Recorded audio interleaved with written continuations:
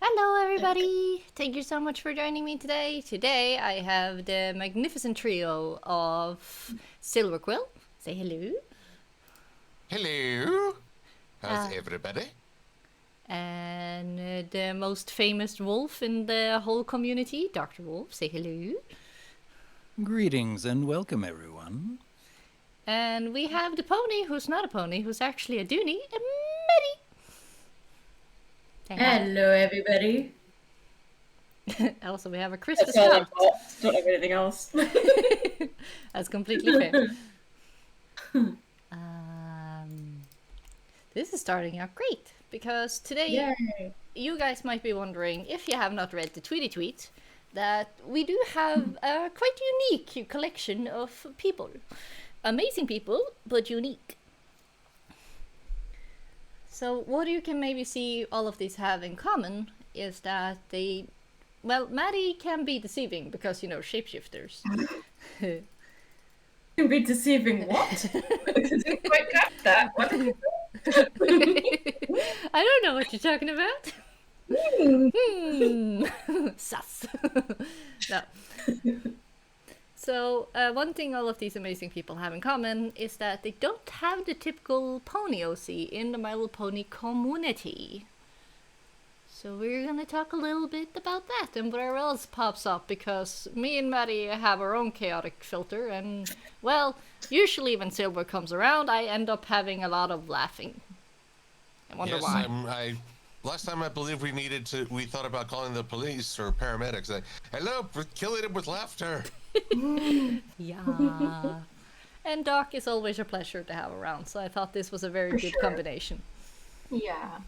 I shall do my best. You always do. Yeah. Okay. Yes. So, remember, you're allowed to ask for things in the chatty watty. Just, be common sense and polite. That's everything should be good. Good. Oh, we have a raid. Oh, no, wait. Thank you. It's reading with a party of one. Dun dun dun dun. Common sense, so rare, it's a superpower. Yes. Coincidentally, Party of One is my favorite MLP episode. Just throw that out there, Why is it your favorite MLP episode? Why? Oh, lordy. Here we go. I've made a few videos about it, but yeah, it was one of, if not the first episode where I felt like I 100% connected and related to a character in MLP, with how Pinky was like, they're not really my friends, friendship isn't real, they're all lying to me, paranoia through the roof, etc, etc. No, actually I relate to her because my hair deflates like a balloon every day. Oh. Yeah, that's what it is. Anyway. I would have been fascinated if you said you identified with Spike and that you do a lot of flexing in front of the mirror. That would be interesting to learn. And excellent blackmail material. I can say with feeling I do not do that. Can you say it without feeling? I do not do that. How very neutral of you. If I don't make it, tell my wife hello. Oh my gosh. She gets it. Oh yeah, I have not seen much of that series, but that's one of the few things I've actually seen. Oh boy, that's a chaos series. But well, Maddie told us one of her favorite episodes. Doc, do you want to tell us one of yours? Oh, goodness. You want to hear an episode that I think is the most fun, or the episode that I feel is like the most inspiring, or... Let us hear the episode that made you connect most to the show or a specific character, like the experience Maddie had. I would say that would have to be Flight to the Finish in season 4. And that focuses all on Scootaloo learning the hard way that she can't fly. Oh. And actually trying to deal with the fact that something she wanted so much, that she was so passionate about, something that she had dreamed about for who knows how many years, something that she would never be able to do. And that's soul crushing. I think that it's fantastic how there's one scene in particular where Scootaloo, she's at her home and she's throwing away all the things that she cared about most in her room. And it's without dialogue. It's just you see her giving into this anger and then this complete despair, not knowing what to do next. And yes, I did relate to that. And yes, I love the message that the episode was conveying. Plus, the song is pretty catchy too. Yeah. It's true. I had a feeling you would say that episode.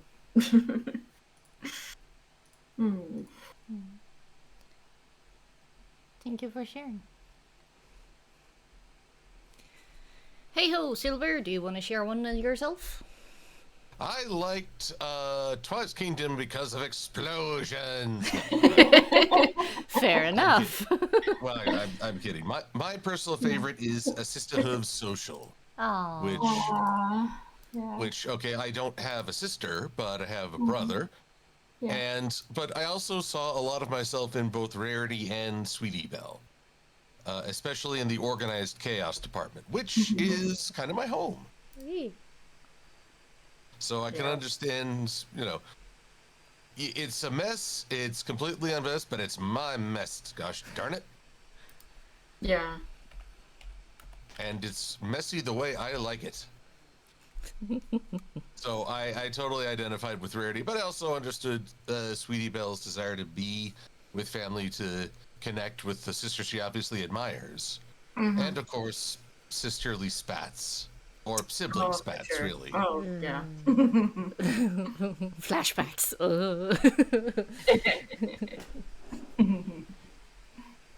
So spit, spat, paddywhack, and well, then of course that set the stage for Brotherhood Social, and oh my gosh, the feels, All the feels. all the feels, oh the Big Macintosh is such a good brother. Oh, oh the feeling. Help me, Chris, I'm feeling. I'm feeling. Silver, you owe me a soda. No, you didn't call Jinx. Yeah, you have to I say called you Jinx. Silver. Fine, Jinx, you owe me a soda. Excuse me. That will not hold up in the court of Jinxies. We have to summon Pinkie Pie. That's right. She'll moderate this dispute. So does that mean we call our mule, or? I would like to think, because in the TF2 series, that maybe Sue was the judge. Yeah, she's at one biased. point.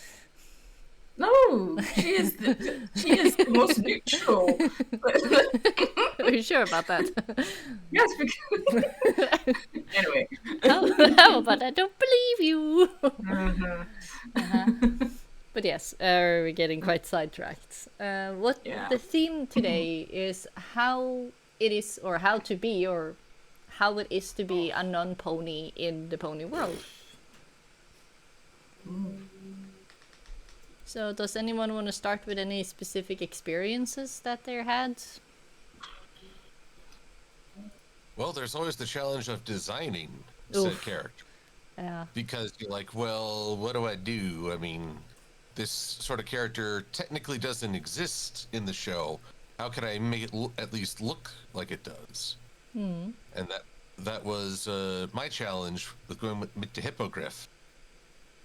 And so at the time, there were only two choices. There was, amongst Griffin designs, there was Gilda and Gustave Lagrange. Lagrange. And while I liked Gustave, I wasn't a big fan of the pelican design.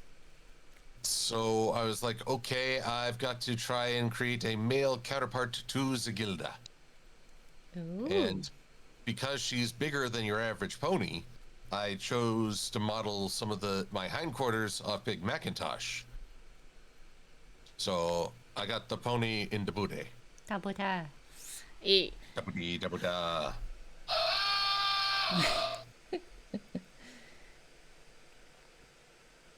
So that was my challenge, and I got a lot of feedback on DeviantArt on what people liked, what they didn't like.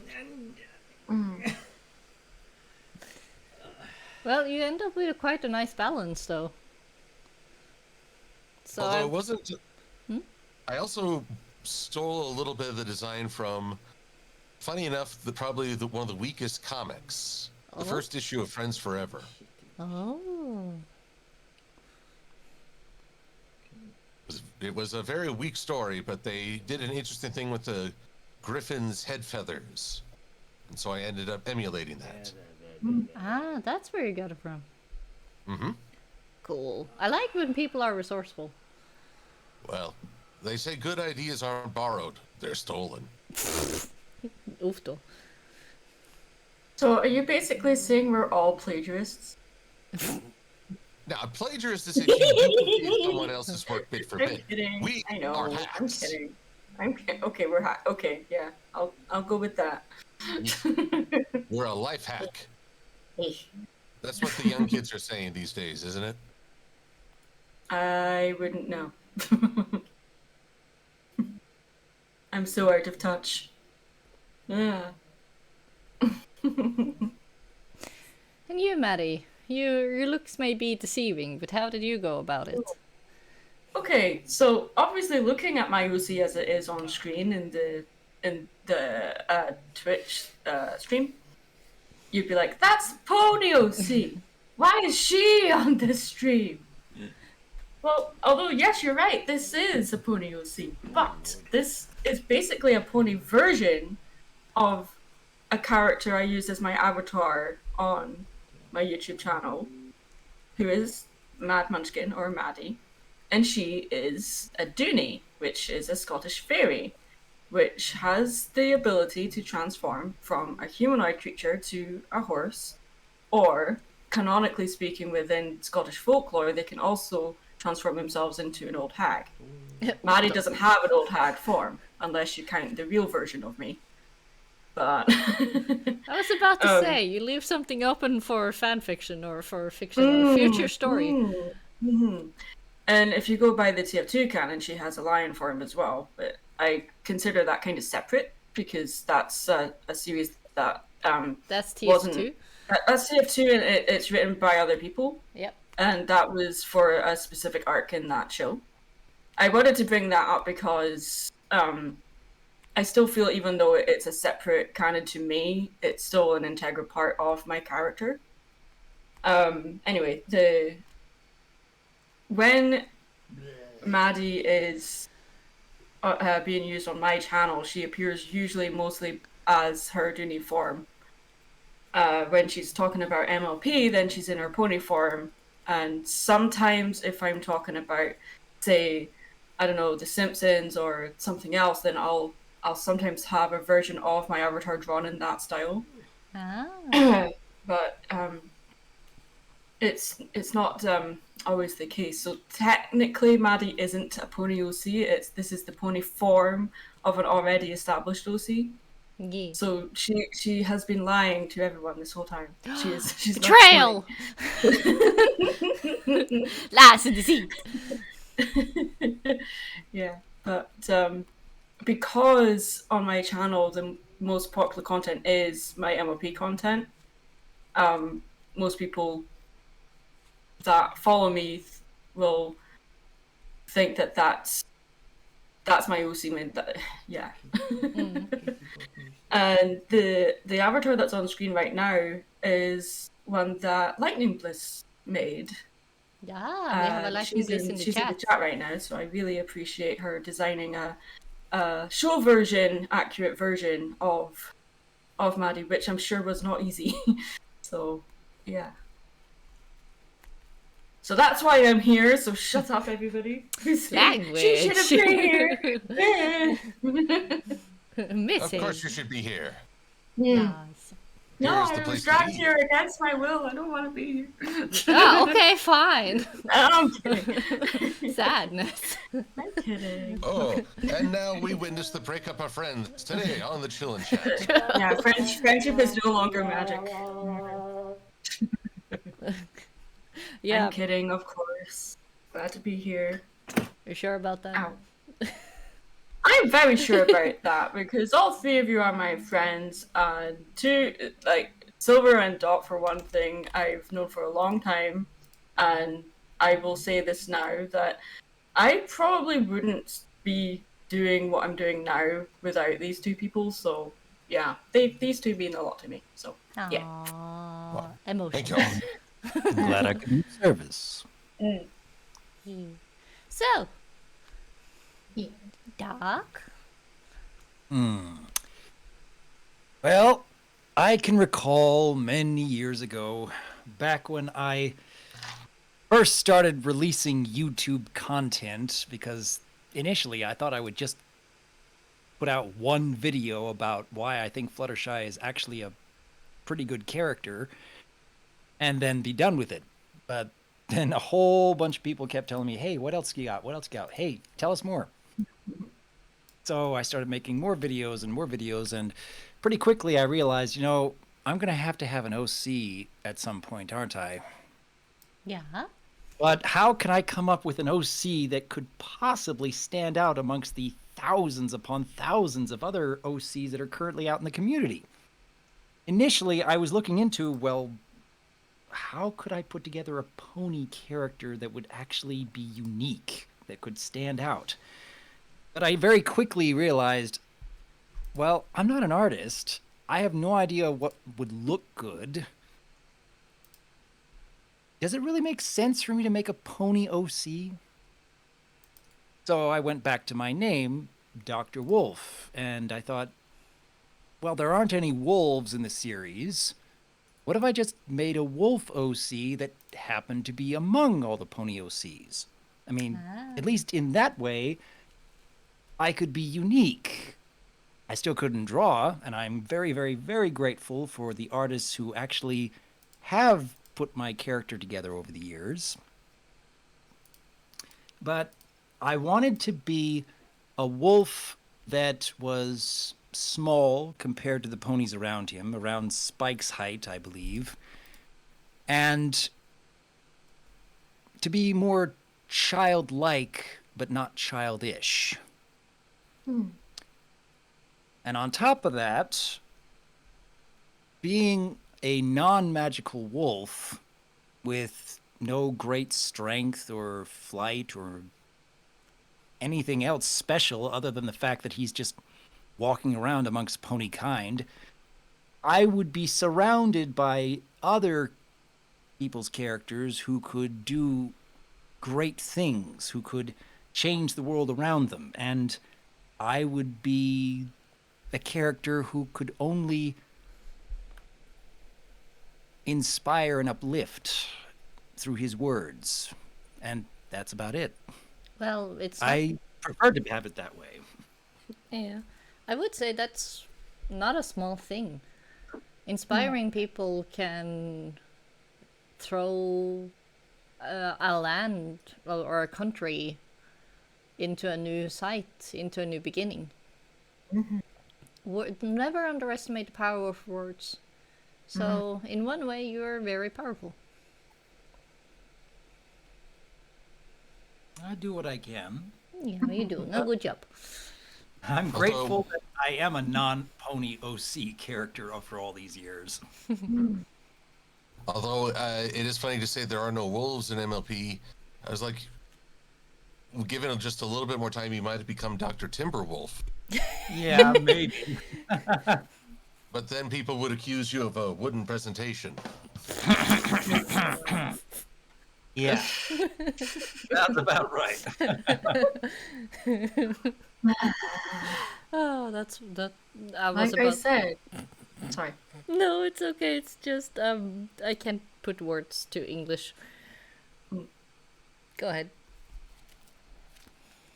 No, all I was going to say was, before we started this call, I said, this podcast or stream is going to be full of puns and long, frustrated, drawn-out sighs. Mm-hmm. Oofdo. I would call that a self-fulfilling prophecy, but well, I done fulfilled it no matter what. It's fun. It's fine. So, if Dr. Wolf became a timber wolf, would he be a werewolf? Because he wears. Only if he got lost.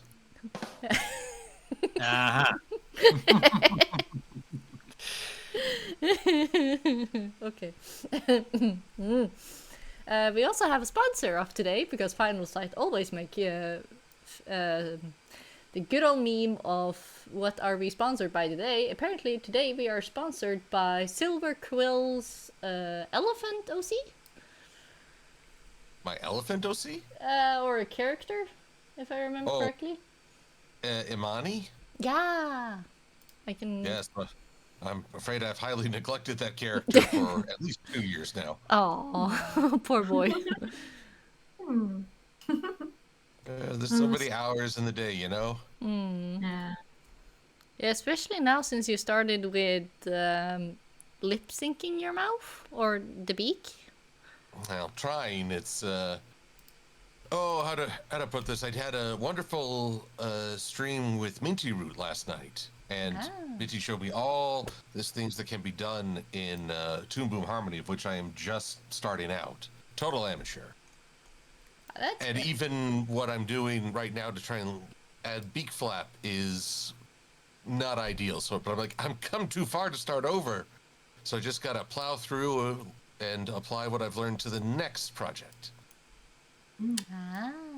That's both encouraging and frustrating. You know more, so you feel a bit smarter, but with that comes the realization, wow, I really done messed up. Sigh.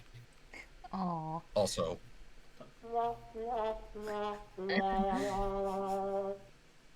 Lightning Bliss says you literally forgot the elephant in the room. Well done, Lightning Bliss. Oh, I knew she could do it. So proud of you. Whee! You are punning as well, soon you will be one of us. It is like osmosis. It just seeps in. Dun, dun, Spreading. dun, dun. No, I don't want it to spread. Oh, no, don't fight it. Don't fight it. Just let the love in. Yeah. The love of puns. Long drawn out sigh. Never. So, what would you say has been one of the most positive things of having a non-pony OC? You can start with Doc this time. Well, like I mentioned before, the fact that my OC can stand out amongst a crowd of pony OCs. I mean, Doc doesn't have that complicated a design or much in the way of color, and yet, because he's so few and far between, I don't have to do a whole lot in order to stand out amongst a crowd, I suppose. We have a Trinary in chat. Hello. Hello, Trinary. Good to see you. I think, like you just said, you don't have to do an awful lot to stand out. But what I respect of you is that you've never, from my experience and memory, you've never really, changed yourself to suit other people. You've been like always consistently the same kind of way. Like you're more level-headed and calm, and you're not like bouncing around all over the place trying to entertain people. You're just just genuinely being you, and I just really like that about just how you've conducted yourself on YouTube. I really respect that. So yeah. Well, that's nice to know. Thank you.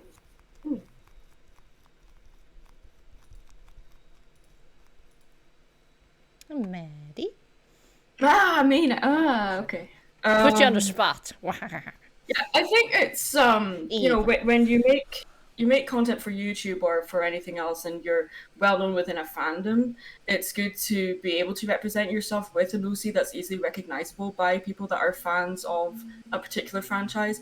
But at the same time, if you want to make YouTube, you know, a long endeavor, I think it's important to be able to step outside of, you know, just one franchise. And I think having an OC that isn't just the thing that is within a fandom, you can more easily branch out and talk about other things.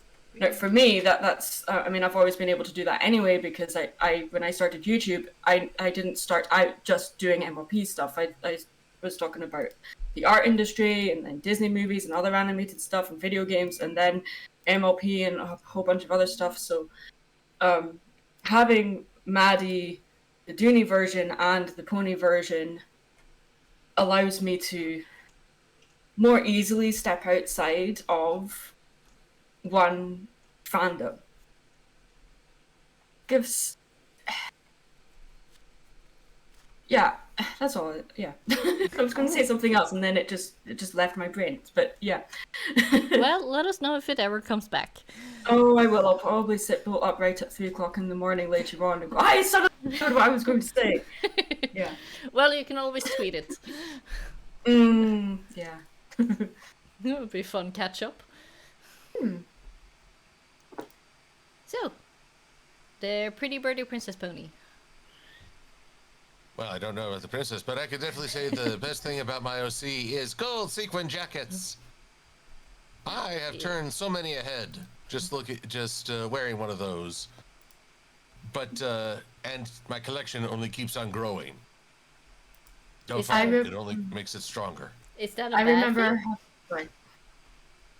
Oh no, I think it's a good thing. I don't know if anyone who associates with me would say the same. In fact, I think they often don't pretend we're not with him. We don't know who this is. It's too shiny. No, but as Maddie said, having a non-pony OC allows a certain flexibility. Now, I still like to change Silver Quill to match the topic. I've got an anime quill that I need to introduce. I'm still working on the transformation of a Transformers Silver Quill, but they all come back to the initial hippogriff design. Ah. Yeah, that's the thing. How did you feel when hippogriffs were reintroduced to the G4? Well, I don't think hippogriffs were ever featured in previous MLPs, so this was quite the milestone. And I thought about it. I thought, well, now my character is. When I first introduced Silver Quill, a lot of people said, "Hey, that's not how Gilda looks." I was like, "Thank you. That's good to know." But I thought, I put in so much work on this character, and I have actually grown quite fond of it. I'm not going to change just because there's now a canon. I'm an OG hippogriff, ancient griff, a bizarro griff, if you will. You are the original pigeon. Yes. I am. Oh, although recently I learned I may have missed the boat slightly. The boat? Apparently, with no legend behind it, there's something called a hippolectron, which is the front half of a horse and the hind quarters of a rooster. Oh, yeah. I don't think I've ever heard of that. Nor I until recently, but it was a thing. So if I ever wanted to switch my halves, I guess I'd know what I would look like. Artists, get on it. To your drawing boards. Didn't we already have a reversed Silver Quill in one of your videos? Yes, with Lethal Aurora Mage. It was based on a bit of fan art someone had drawn. I found the design so fun, I wanted to actually feature it. Ah. But I axed the wings, which I think was a mistake. But no, I would have invoked this thing had I known about it. But sadly, I did not. That's fair enough. So, maybe a less pleasant question would be, what's one of the negative things about having a non-pony OC? If you have had any experience with that.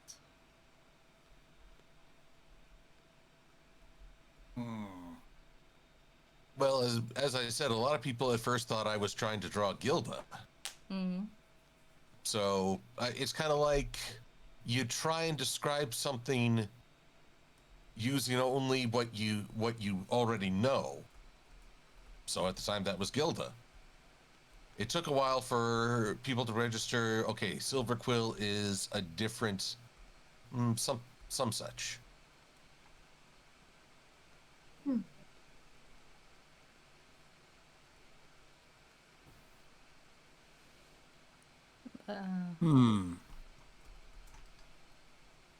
It's difficult for me to figure out any aspect of Dr. Wolf that has made it more challenging because he's a non-pony OC, but maybe the best I can think of would be that I've had to work harder whenever trying to write stories for Doc about how he would overcome challenges when pony OCs would have a much, much easier time overcoming similar challenges. Can you name one challenge?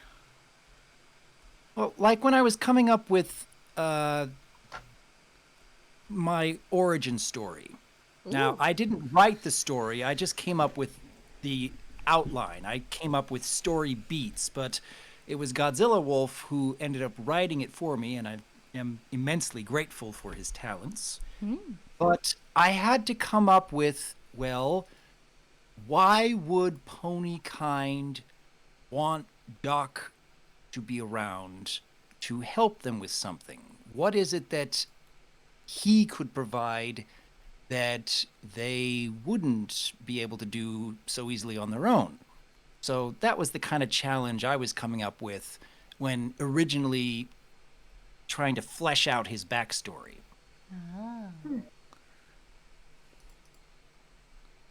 Interesting. Thank you for sharing. Yeah. What about you, Duduni Brony? Brony. Brony.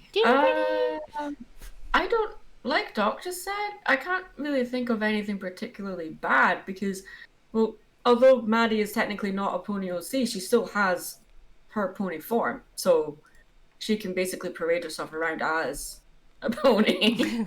So, Imposter. Yeah? So, yeah. So I don't really think there is anything I can say that would be negative. I think, I suppose the only thing would be trying to remind people that Maddie isn't a pony OC, but at the same time, when you create a character that is being used online and people are watching it as a form of entertainment, the character is not just yours, it's other people's as well. So I like to be able to leave the door open for people to have their own interpretation of my character or characters.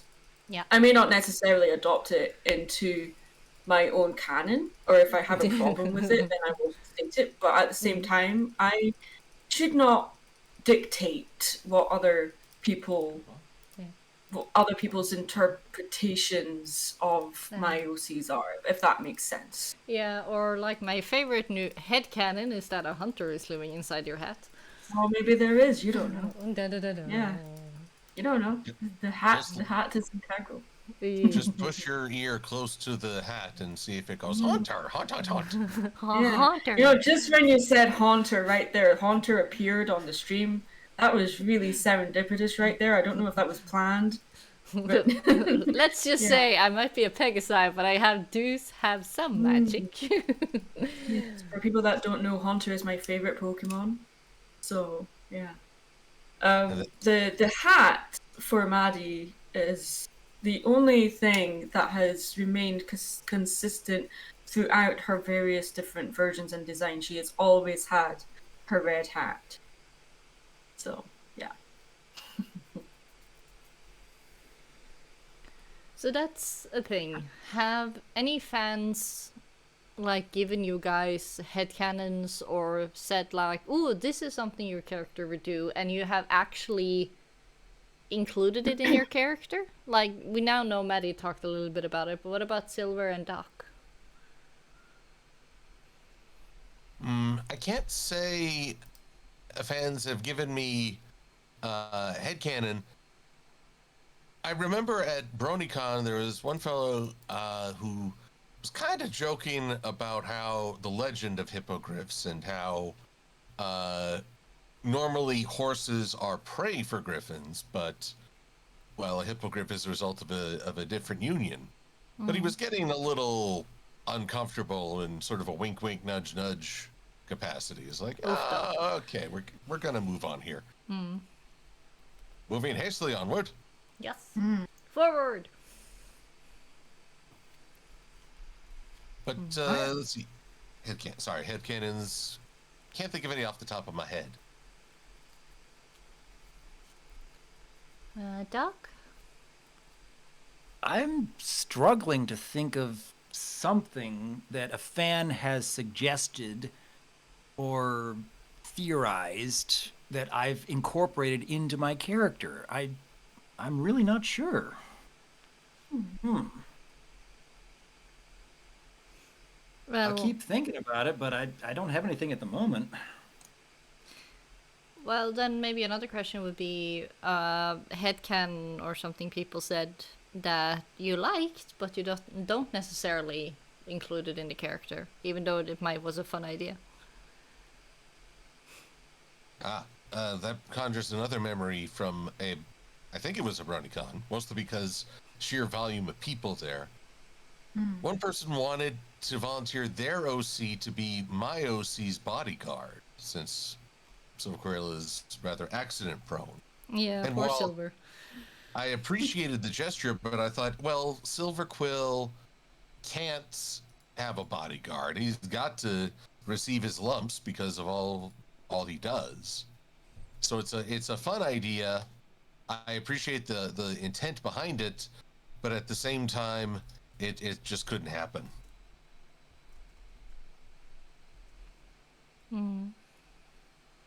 That's fair enough. Doc, do you have any? Something that a fan suggested that I kind of liked the idea, but couldn't really make it work. Let me think.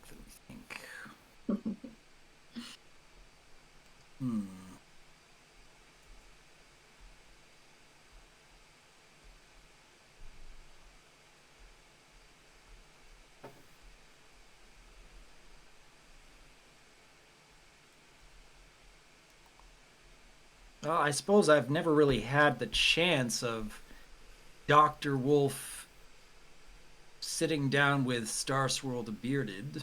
Ooh.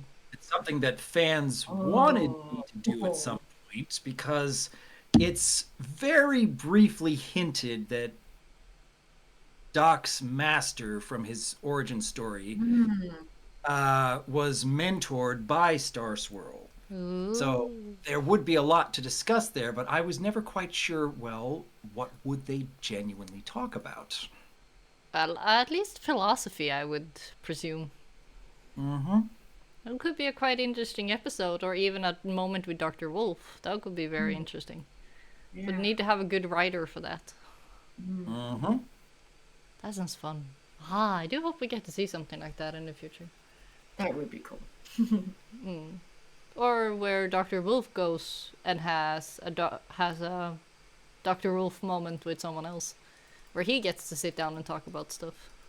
Yeah. What about you, Maddie?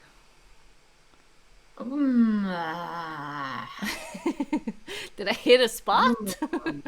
To adopt one of your words, oofda. Oofda, yeah. Like I said earlier, I try my best to be open to ideas from other people, because I like the idea of being able to evolve your characters and be open to certain influences and things like that. But in regards to, you still have to have a level of protection of your characters. They're still your characters, you know. Yeah. Like, yeah. Oh Lord. I suppose it's there's a lot of things that people have said to me about not just Maddie, but Maddie and Mary's dynamic. People have said things about the two of them, and somehow that's concrete because that's their interpretation, and I never said anything against that or downplay it or whatever. So I'm like,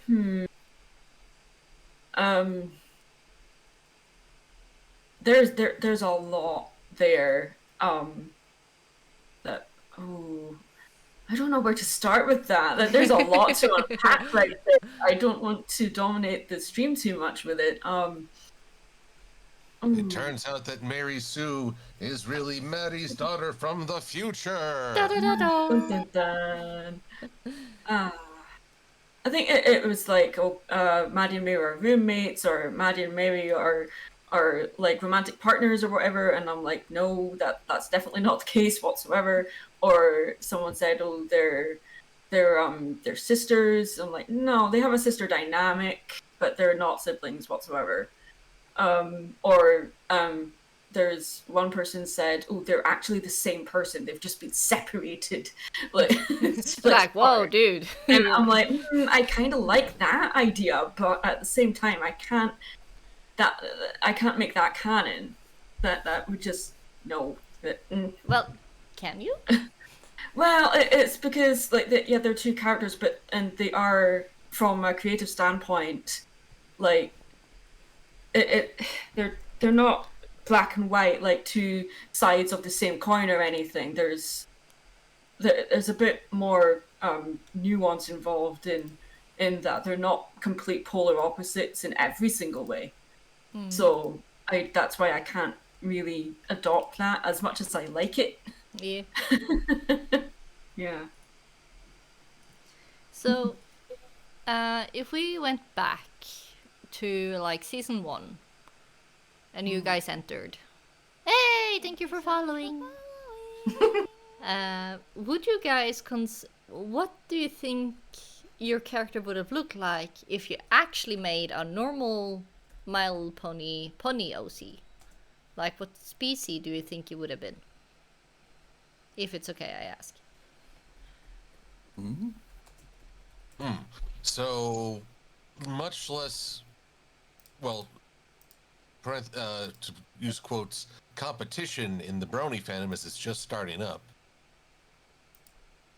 So we would have sort of free run of OCs, but at the same time, all my choice would still be influenced by the sheer number of OCs of a particular pony race. Everybody wants a unicorn or a Pegasi. Very few went the Earth pony route. That is true. So right off the bat, I think I would still have the desire to stand out, and thus an Earth pony would still diversify. Yeah. So would you go with the same colors, or would you go with something else? Probably not, as I feel like with the ponies going, well, there are some that mirror real life color schemes. By and large, they are much more playful. So I think I would probably go with some variant of my favorite shade of blue. Ah, and what is that? Blue? Yeah. Well, I don't know about blue? Yeah, I don't really know what type. Early on, I still have an OC called Clutterstep who's blue. I didn't want him to be my own OC. Ah. So I would probably, since I made Clutter a darker shade of blue, almost navy at the time when I first started, I'd probably go the lighter way. So, like a Luna? Actually, I don't know if you know Teddy from G1. Vague memory, but yes. Lighter blue with an orange coat, which is one, complementary colors, and two, the colors of my local football team. Hey! So I probably would have gone that way. Ah, nice. What about you, Doc? If you made a pony OC back in the day, how do you think they would have looked like? Well, I definitely would have gone Earth Pony for very similar reasons that Silver did. I also would probably go Earth Pony because I wanted to make characters that couldn't do everything like unicorns and Pegasi seem to be able to. I would probably stick with the same color scheme. But I don't know what that character would actually do. So, with color scheme, do you mean white, Doc's purple? color scheme. Doc's color scheme. So, his fur color or including the clothing? It's fur color, just the fur color. So, all white? Or am Pretty I much. seeing it wrong? Okay. Interesting. Yeah. Muddy. Well, when I was making a pony version of Maddie, this was when she was had much more of a human form, not so much a Dooney form yet. So she had brown hair instead of blue hair. Blue hair wasn't incorporated into it for a while yet, but when I made the pony version of Maddie initially, she was all blue, but a much brighter blue. And the main reason I made the pony version of Maddie blue was because she wears a red hat. So I figured, well, the main colors need to complement that, but also kind of make the hat stand out. So that's why it's blue. But then she went more grey, and then she had the muzzle marks and the fetlocks on her legs and stuff because she was modelled after Clydesdale, and then I switched to Shetland, So which just made more sense. so that's how you would have made the pony OC if you had just a pony? Yeah, I think I was talking about Maddie's creation, but I guess I should talk about if I was to make just a regular pony OC, I would argue that Mary Sue is my first pony OC. Because I made her as a joke. Yeah. And I thought, I'm just gonna go just crazy with this and just, like, it's funny that Doc and Silver both said, like, they would make earth ponies and stuff like that, and I'm like, I just made this character be both, like, not both, but, I made her an alicorn mainly because way back in the day, when I started doing like commissions and things of OCs, I had a lot of alicorn OCs to draw. There's not a problem with that, but it does get old really fast. So that's why I made Mary, but I never intended for her to stay around this long. Ah. Yeah. So if you made Mary to be a joke, was she the perfect joke? She's the perfect running gag. She is a literal running gag, actually. Yeah.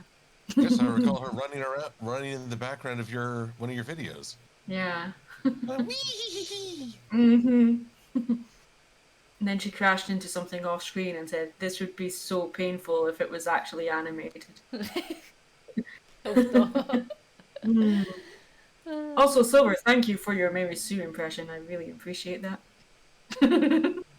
It's my pleasure. Oh, God. Well, Somebody please clip that. What was that? I think I just went into a Mr. Hanky impersonation. And now I'm breaking Maddie. Howdy-ho, Mad Munchkin. At least it's not me this time. Oh, don't worry, your time is coming. No! Runs and hide behind Dr. Wolf. Ah.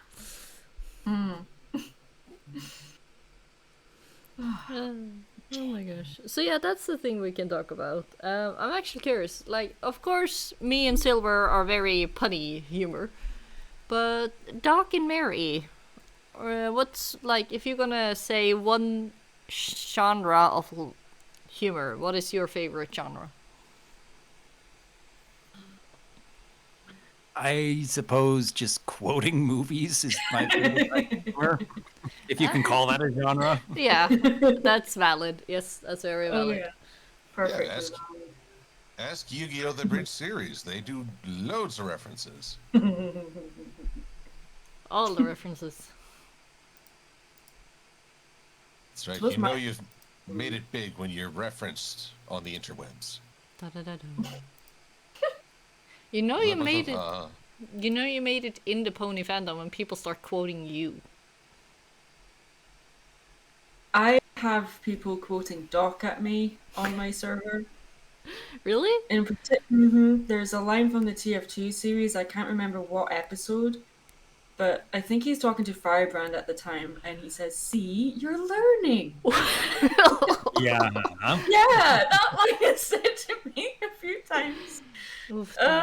Good lord. That's funny. But yeah, just you're just talking in just regular conversation, and then one word just reminds you of a line from a movie, and then someone says that line from said movie you were thinking of, and then you just have that moment where you're like, yeah, this is why we're friends, because our brains just did the exact same thing. Just and then if we get where the quote is from right, Just yeah, it just turns into a whole guessing game, or we end up quoting the entire movie in one sitting. Good lord. I reserve that for Spaceballs. Check, please. nice. You see, Bliss is also having fun in chat.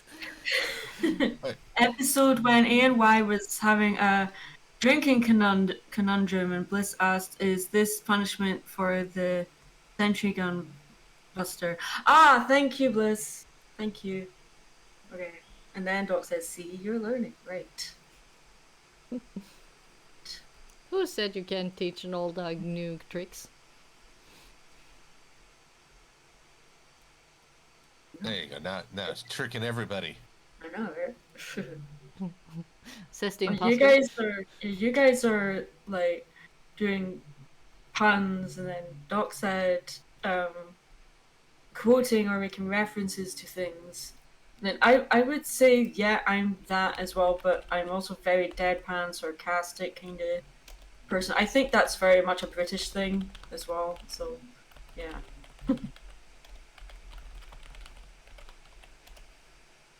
I always love John Oliver's explanation of British humor. You take years of oppression and social resentment, let it boil for a few centuries, and then pour it out into comedy. There you go. British humor. Very, very dry. Sahara, dry. No. What? And then you got a problem with the Sahara? Is it because it's a deserter? oh, No. The well, thing is, Scottish. Sorry. no, you go. No, I was just going to say that Scottish people's sense of humour is basically just them sitting down together in one big room and saying, "What can annoy the English the most?" Oh, Lord. Yeah. Anyway, sorry. No, don't stop apologizing. I will keep apologizing. No. Not allowed. We got the penguin in the chat.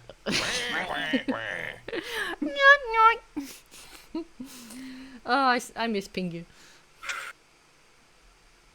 Did any one of you see Pingu as a kid? Mm-hmm. Oh, I miss Pingu. Not. Unfortunately, I only know of it through Yu-Gi-Oh! Abridged, and well, the less said about that scene, the better. Yeah. I've never seen Yu-Gi-Oh! Abridged. I've only seen Hellsing Ultimate Abridged. Well, then, I can certainly say the humor is actually tamer in Yu-Gi-Oh! Abridged. Well, there's one line in that series that just killed me. As we were doing a road trip, and me and my husband were doing a road trip somewhere, and we just decided, right, let's just listen to Hellsing Abridged. And there's a line that I can't even remember the context exactly, but the main character basically shouts, "I'm Cockney, I'm uncultured!" And that just floored me. Just, oh my lord. Oido. Oh, yes. I even know the episode you're talking about. Okay, good. You have context. Good. Okay. All the context.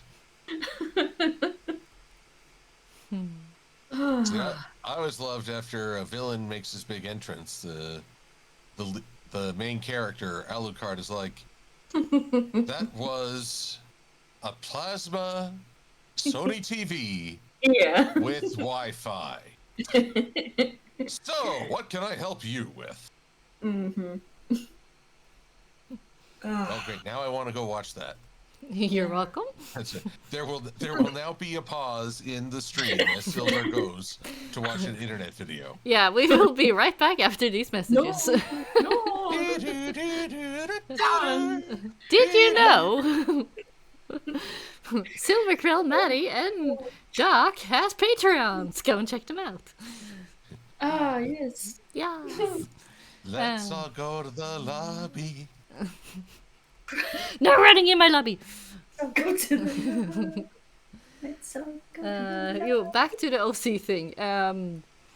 Have you guys ever seen any non-pony OCs in the fandom that you really liked or really disliked because of the design, without saying who they really are when it comes to the negative ones, because we don't want to hate on anyone?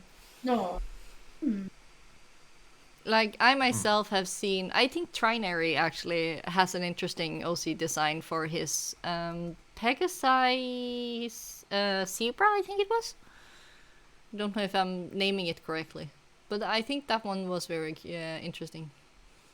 Yeah. Oh, can I call him a zebra sus? As long as you consent to it, yeah, sure. Well, let's see here. I've noticed a few people have tried to go the route of a centaur, which is an interesting idea, but I feel like it almost clashes because it's pony, but not. Mm. And so it occupies a very weird space. I think part of what makes the world of My Little Pony fun is seeing a world without opposable thumbs.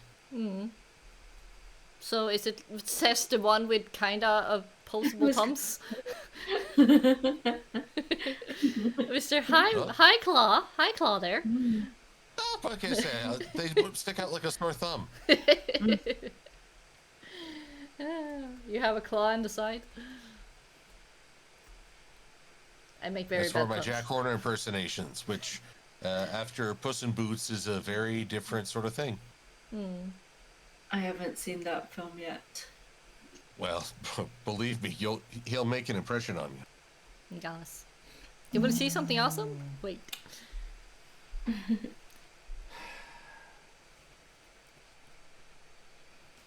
So, Doc, have you seen other OCs that has seemed really well or interesting or really bad?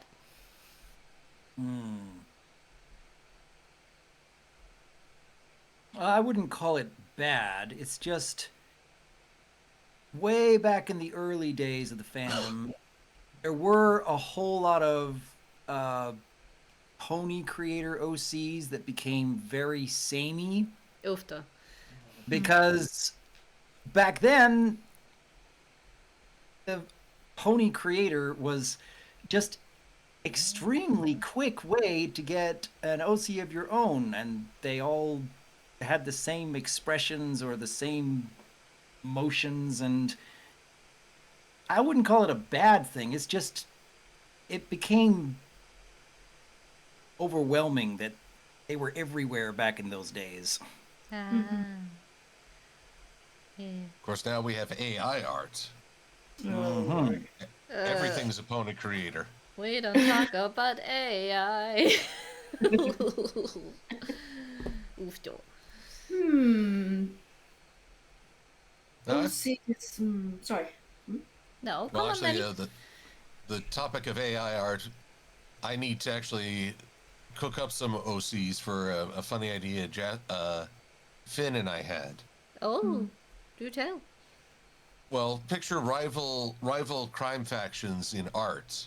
You have the Brush Father and AI Capone.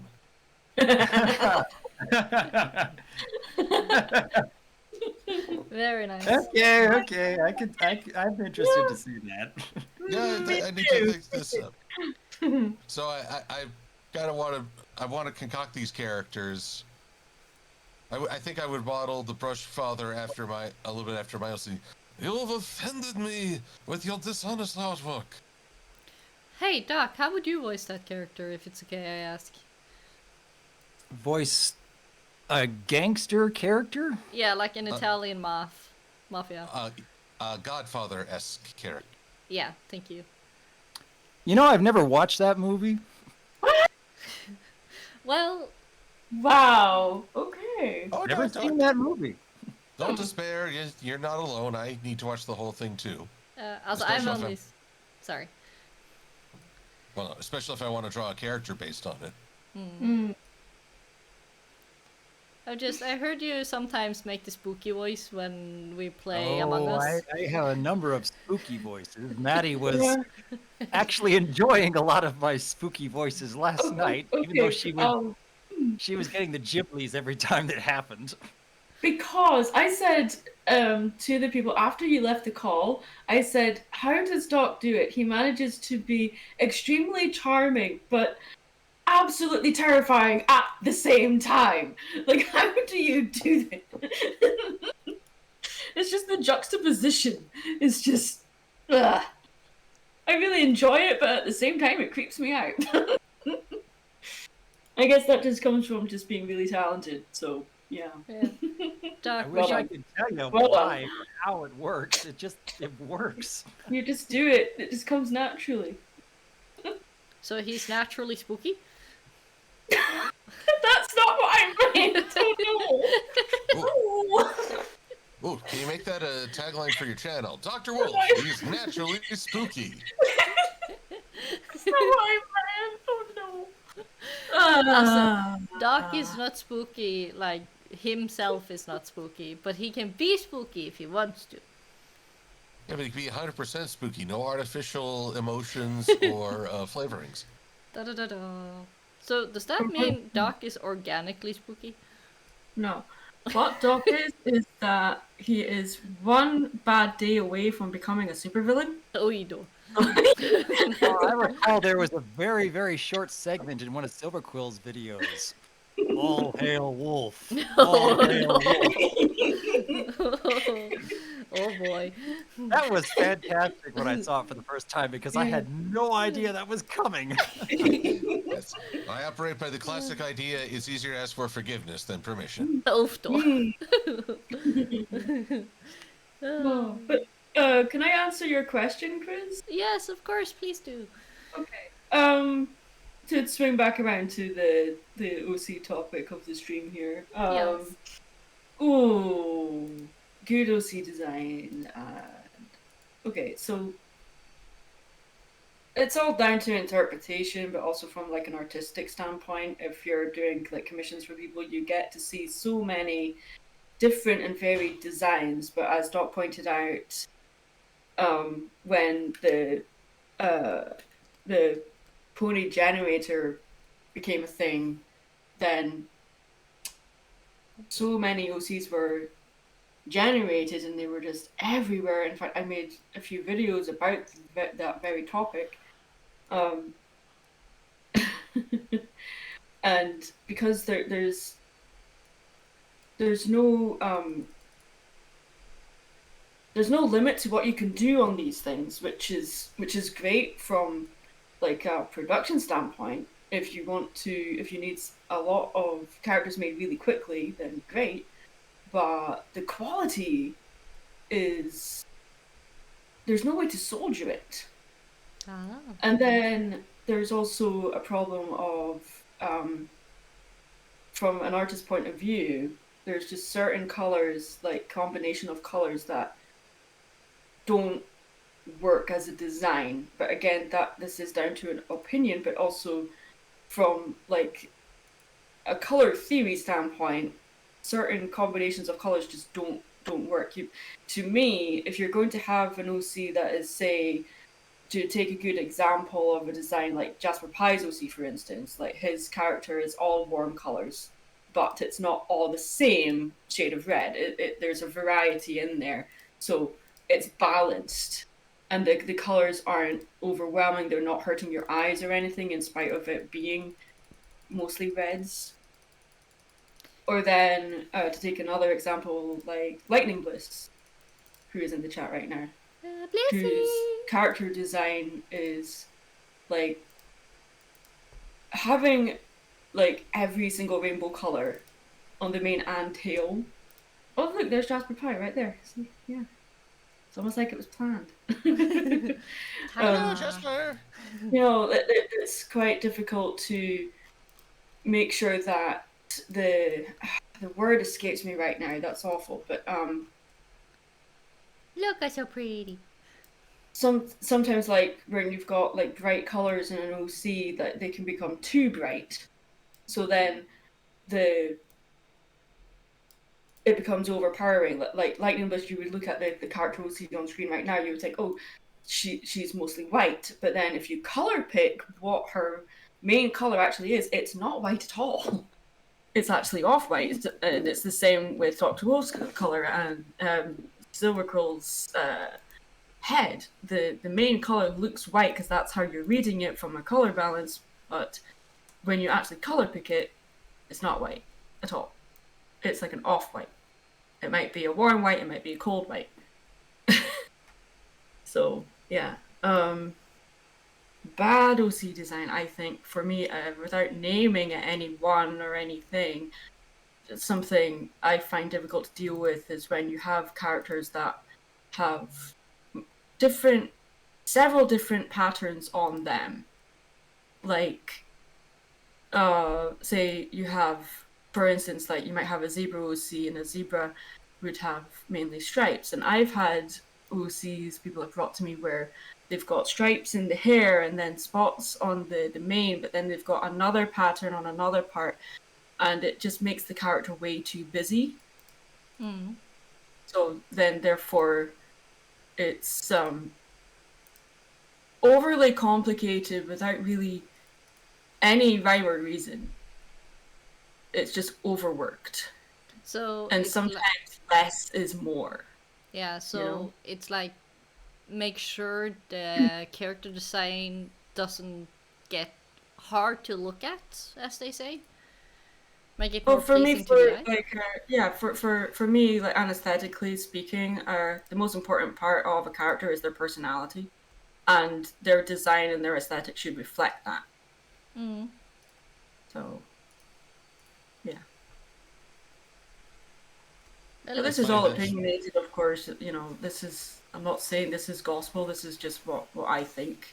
Yeah, that's what we asked for. Yeah. Oh, I find it funny that the overly busy design is a critique I often have of the Rainbow Power or Rainbow Rocks with their costumes. Oh, yeah, those things will burn out your eyes trying to take in all the details. Yeah. Also, zebras themselves, like Final Sight here says, he has facial markings. Like, I've seen his OC. His facial markings blends well with the face, so I wouldn't call that too busy of OC creation or design. When I brought up zebra OCs as an example, I wasn't like saying like all zebra OCs. I was just using it as an example because there was one zebra OC I was asked to do where, like, okay, you have like zebra markings on facial markings and stuff, but I'm talking about how every single surface is a different pattern. There's no matte anywhere, so it's it's taking so long for your eye to understand what's going on. Like your eye is processing pattern instead of design. Yeah, I'm just final sight and trinity. Both of you sit down. You're fine. No worries. Relax. Continue, Maddie. No, I think I'm done. Okay, so we actually have a first question. Oh, okay. The Iron Pony 035. I got a question. What about if an OC has armor? Is it shining? Yeah. Oh, no, armor is an accessory. I think they're meaning, like, for Maddie always has the hat and the scarf. What if an OC has an armor as something they always bring with them, always have on them, like Doc with his clothing? For me, it would then depend on how detailed the armor is. Especially plating, he says. Or he, she, it. I don't know which pronouns they prefer. Well, I mean, we have the Royal Guard, which serve as an example of wearing armor in MLP. So it's hardly out of place. I hope that they never have to try to be stealthy, as there's probably a lot of clanking going on there. Sad AC noises.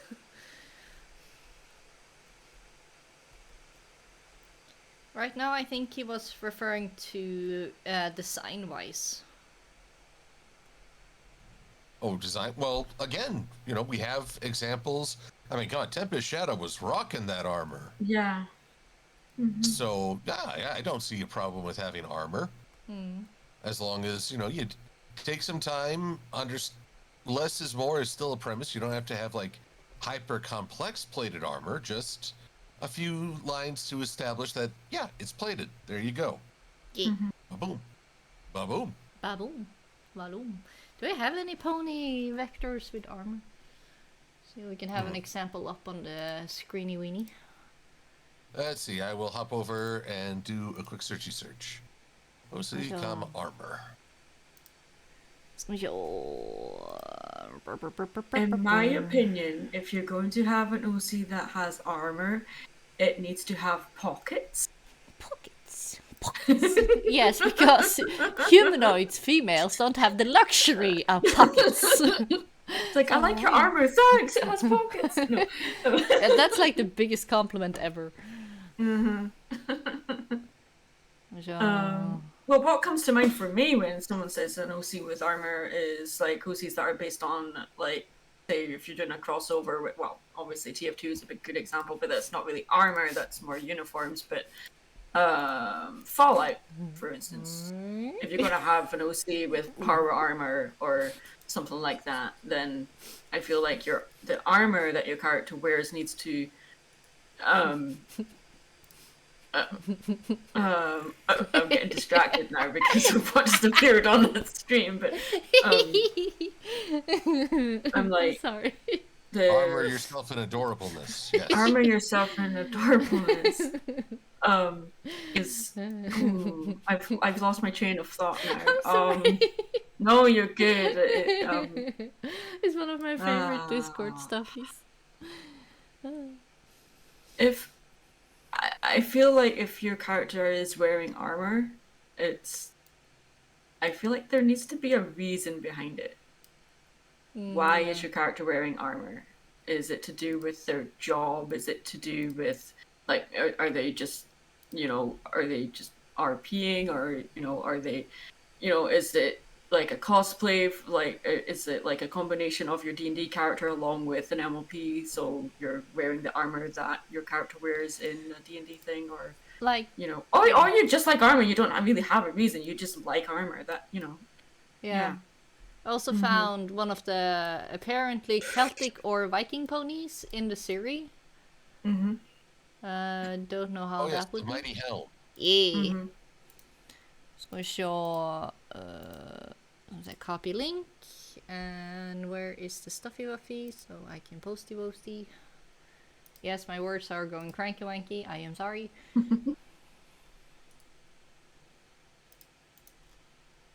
There we go, so people can see it.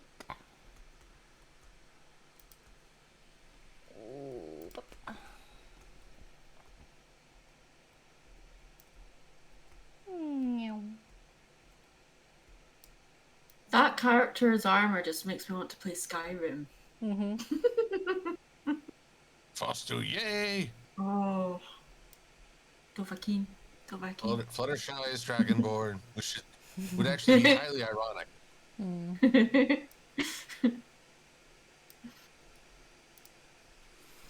That is true. Use your thumb. So the one that we had on screen is a simplified one, while the two links I'm showing you is more detailed type of armor. So copy link. Ironically, the first thing I thought it wasn't Viking, but Winged Hassan. Winged Hassan. I'm sorry, trying. Ja, ik zeg. Sorry, my dear is just trying to show me cute, adorable kittens with flowers. Silver, would you be a darling and read Trinary's last comment? My dyslexia is not making this easy. All right. Thank you. Ironically, the first thing he thought was Viking, but then the Winged Hussars arrived. And if I remember right, Winged Hussars are from, Polish Hussars. They're part of myth. Alternately known as Winged Hussars, they are a heavy cavalry formation active in Poland. Oh. So they're not myth, they're very real. GG. Fancy. Did not know about them. So Winged Hussars are to stick it to them.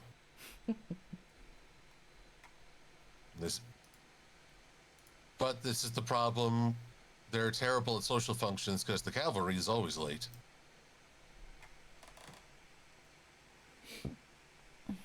You're all waiting for the dum-tsh, aren't you? Yeah. You can wait for it. There we go. It's gonna show. I think I posted the wrong link. Whoops. Dude, It's let okay. me delete my own linky winky. While you do this. Also, MLP Trinary, I appreciate the Sabaton reference. For sure. I can't delete my own comments? What? They want you to lead by example. Or, following the Elon Musk model, you have to pay $100. Cat is. I don't think you can delete comments on the Twitch chat. I don't think that's a thing. Heck. No. It's okay. No. It's okay. I'm good. Not. Jacko, please just ignore that one. I posted the correct one right now, so you Right. can see the other one. I'm sorry. That's the wrong one is the one I wanted to delete. So I'm sorry. Please just ignore. Ignore, please. Okay. Meh. Flitticris, what about hybrid OCs? What does everyone make of those? Well, before we got the hippogriffs, Silver was technically considered the hybrid OC, or Yes. yes. Styling. I got that fine pony tush. Look at my tush. Look at my tush. Look at my tush. Oofda. There you go. So, have you guys seen any other hybrids OCs in the fandom? Trinary, isn't your zebra technically a hybrid of a Pegasi and a zebra? Or am I wrong? I can be wrong. Of course I can be wrong. But have you guys seen any hybrids? Doc? Well, I think Lightning Bliss is, in a way, a hybrid because of the different tail that she has. Oh. And let me think.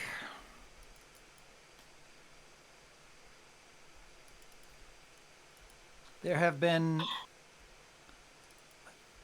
I mean, Discord is a hybrid of all different kinds of creatures. And even within the My Little Pony show, they have things like the bugbear, or the manticore, or the chimera, which later on in the series had actually split into their base forms. So in that respect, they were hybrid creatures, characters. Okay. So have you seen any OCs like that? I've witnessed a few OCs that are usually changeling hybrid with pony or dragon hybrid mid to pony. Yeah, isn't Chris the Scots, his OC is the dragon pony hybrid. Yeah, I said in the chat. Yeah. The line cut out for like a split second. I heard Scott. Chris the Scott is in the chat, and he's a friend of me and Maddie. His OC is a dragon pony hybrid. So, but I think it's just like you. The bottom half is pony, and the upper part is dragon.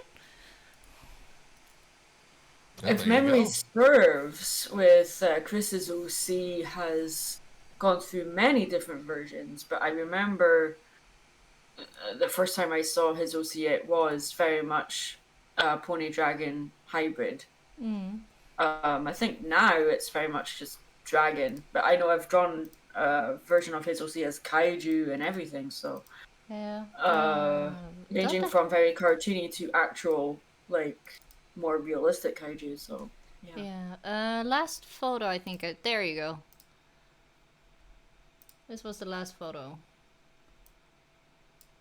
I remember, and there you can see a dragon pony crossbreed.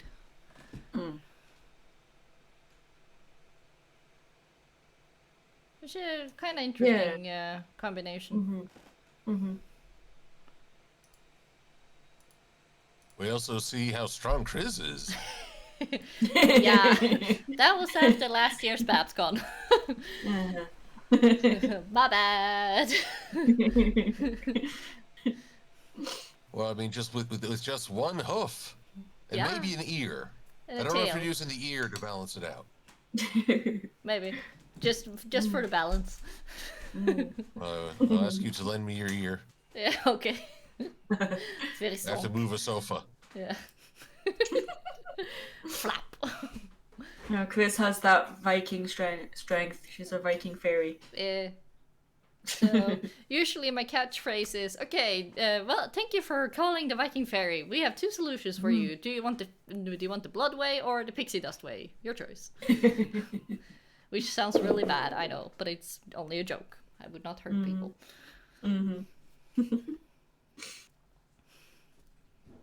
So yeah.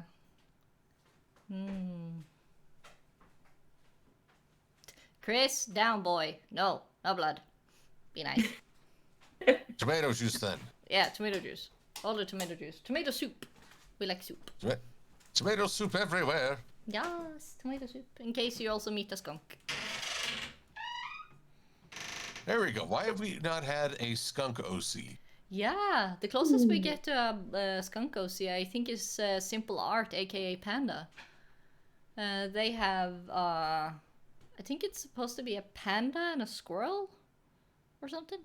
Or an alien? Kind of Squirrel! Squirrel! Squirrel. Soup for the soup dragon.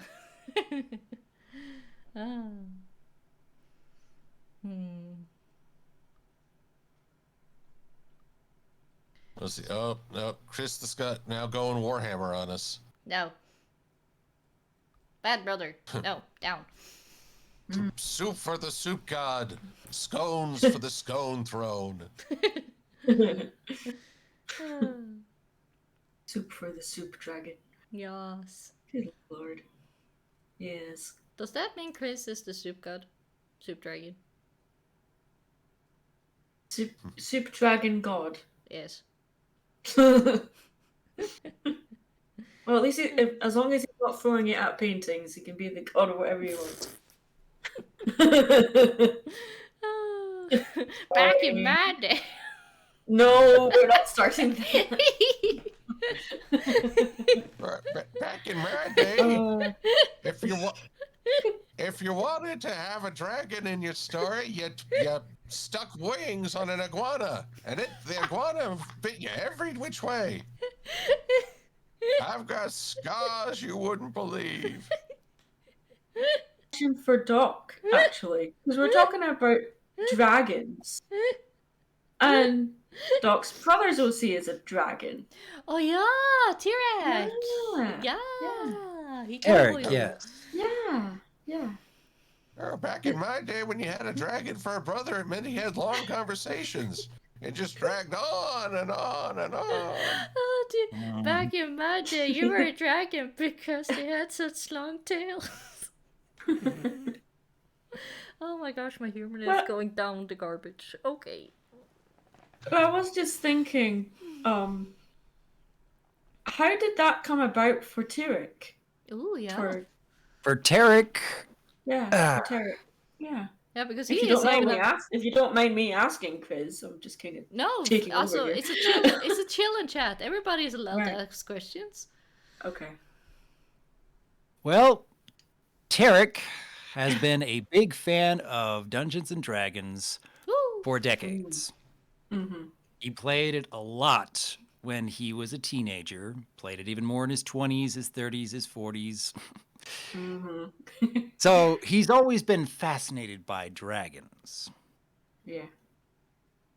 And he even came up with a backstory for his dragon character that I believe he is the union of a dragon and a human. Oh, okay. Right. But I don't know all the specific details. Mm. Okay. But he liked the fact that I was able to incorporate his character as part of Dr. Wolf's backstory. Yeah.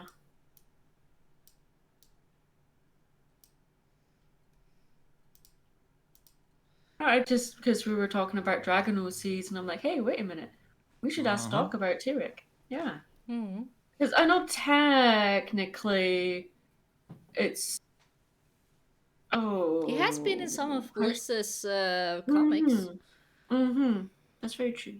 So technically he's inside the pony world, space. Mm-hmm.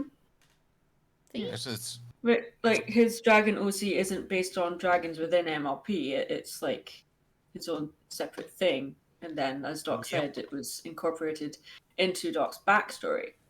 So... But we do also know that dragons can be that big and even bigger in the My Little Pony universe. Sure. So for sure, yeah. Still fits. Yeah. I feel kind of bad that the big dragons kind of disappeared after a while. Yeah. Yep. Although now that we're all talking about this, there is a comic book made cartoon movie called Fire Breather that actually features the union of a dragon and a human. I've always wanted to joke, given there is a very considerable size difference. And I'm like, okay, I have several questions, not all of which are appropriate. That's the whole thing about how in Shrek, Donkey and Dragon had babies. And then I think it was in the third movie where they're talking about Shrek goes, I know how it happened, I just can't believe it. And then Donkey turns to Puss in Boots and says, how does it happen? And he's the only one that has babies. So, yeah. Anyway, I'm getting off topic here. But yeah. There is no topic, there is only chaos. There is a topic. There was... Well, then you can say Donkey Dragon OCs. Have you ever seen Dragon one? OC. There is no conversation. There is only boo. Boo. I don't think I've seen, from my experience, I haven't seen, like, Donkey Dragon OCs within the fandom. I've drawn a few Donkey OCs. They're very few and far between, though. Yeah. Oh, yes, there was that one very chill donkey in My Little Pony. I'm surprised no one wanted to pay homage to him. Yeah, they had a few mules as well. Because he was the most chill guy in the entire show. I always suspected he'd be the final villain. Donkey He's like, doodle, donkey doo doo doo you know, it's like, doo doo. remember when you were like, no offense, and I was all none taken? I lied. Oh no! Yeah. The true villain all along. Hmm.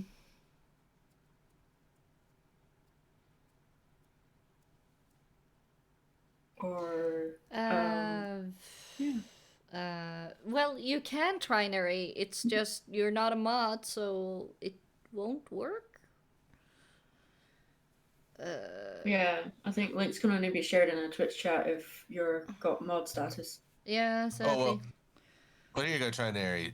Send me yon link through the Discord, and I will post it to Chris. Yeah. Also in yon Discord.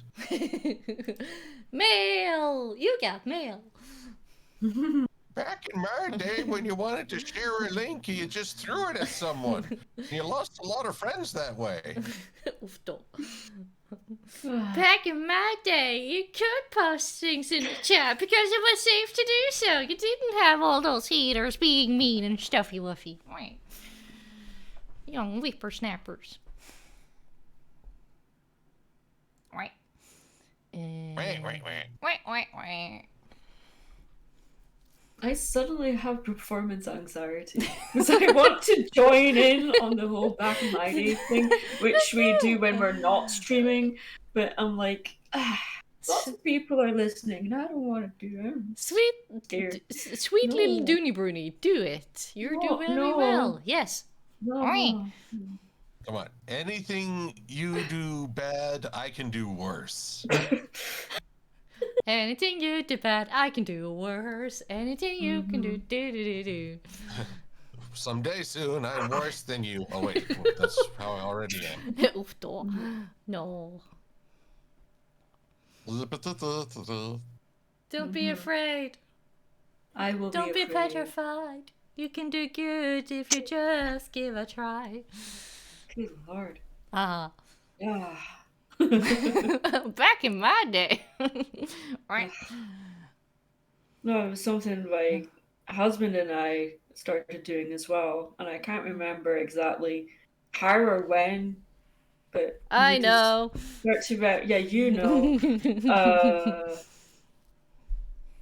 We started doing it for real on my server when we were watching Chris play God of War. And not me. The other one. Not you, the other Chris. Yeah, we're two Chris's. And oh, good lord, it was. Oh, that looks cute. Like the poop. It's like video games back in my day. We listened to the radio and had to imagine the rest, or something stupid like that. Like, oh yeah, I remember. Back in my day, we didn't even have radio. We just talked to each other.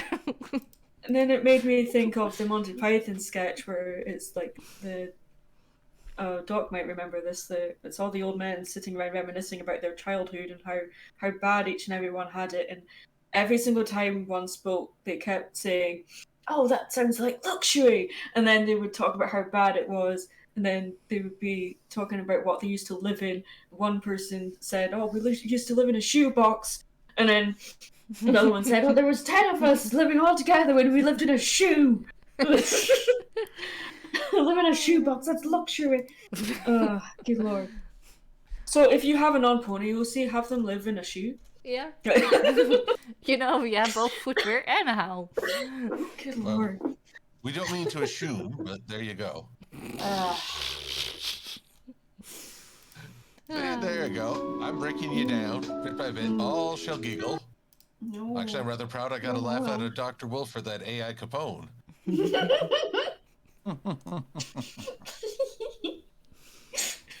I really want to hear this now too. Just being God. curious. I wonder how I would. Well, I would look to like Finn to voice this. Yeah, Shay, we got some art for you, Shay. Don't ask where it came from. Just know it's of high quality. Coitons for you, Mugsy. Coitons. Oh no, not that. No, anything but There we that. go. Coitons. It's coitons for you. There they are, coitons. Oh, they're adorable. GG. There we go. Yeah, now you're bringing the voices. Yeah. Yeah. Let's get this party started, Neon. Oh, wait, you just think of Al Capone. We're going, yeah, see? Or whoever it is talking about it. And I think of, that just makes me think of Cats Don't Dance. When Oh my gosh, the main yeah. character says, meow, meow, see? Meow. Wow. Yep. Yeah. But there's something I... sorry. It's Coitin Foyal. Become an interior decorator. Curtains. There's something we haven't seen a lot of in the fandom, although we have An Dr. Wolf interior here. decorator?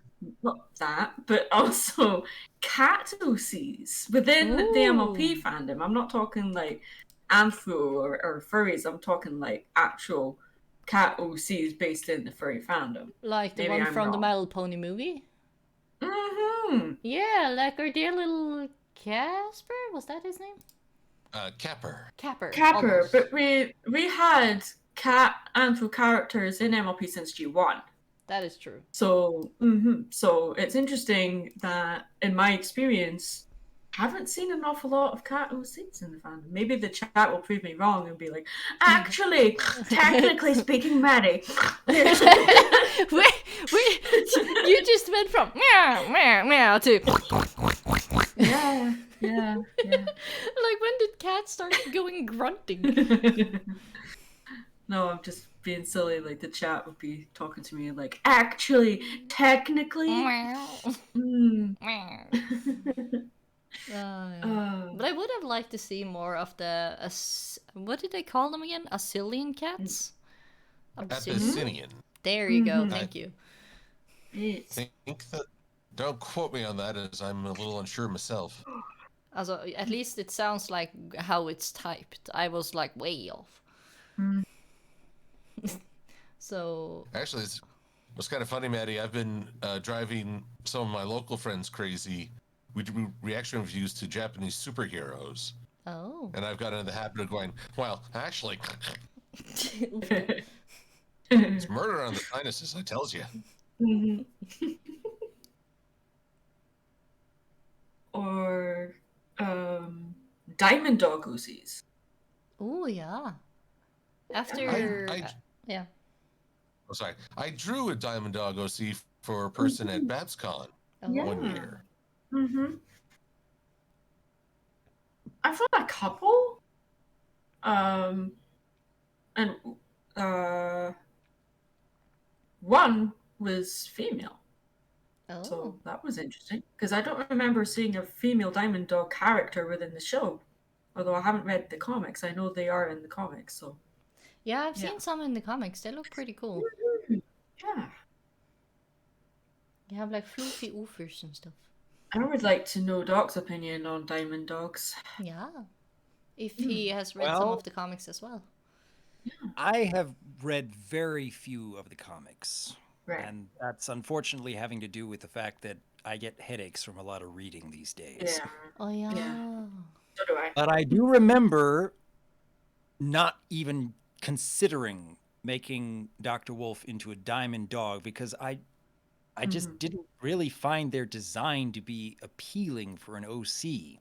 I mean, they were good enough for a one-off villain in the show kind of thing, but I couldn't imagine any kind of long-term character, something that I could work with. Okay.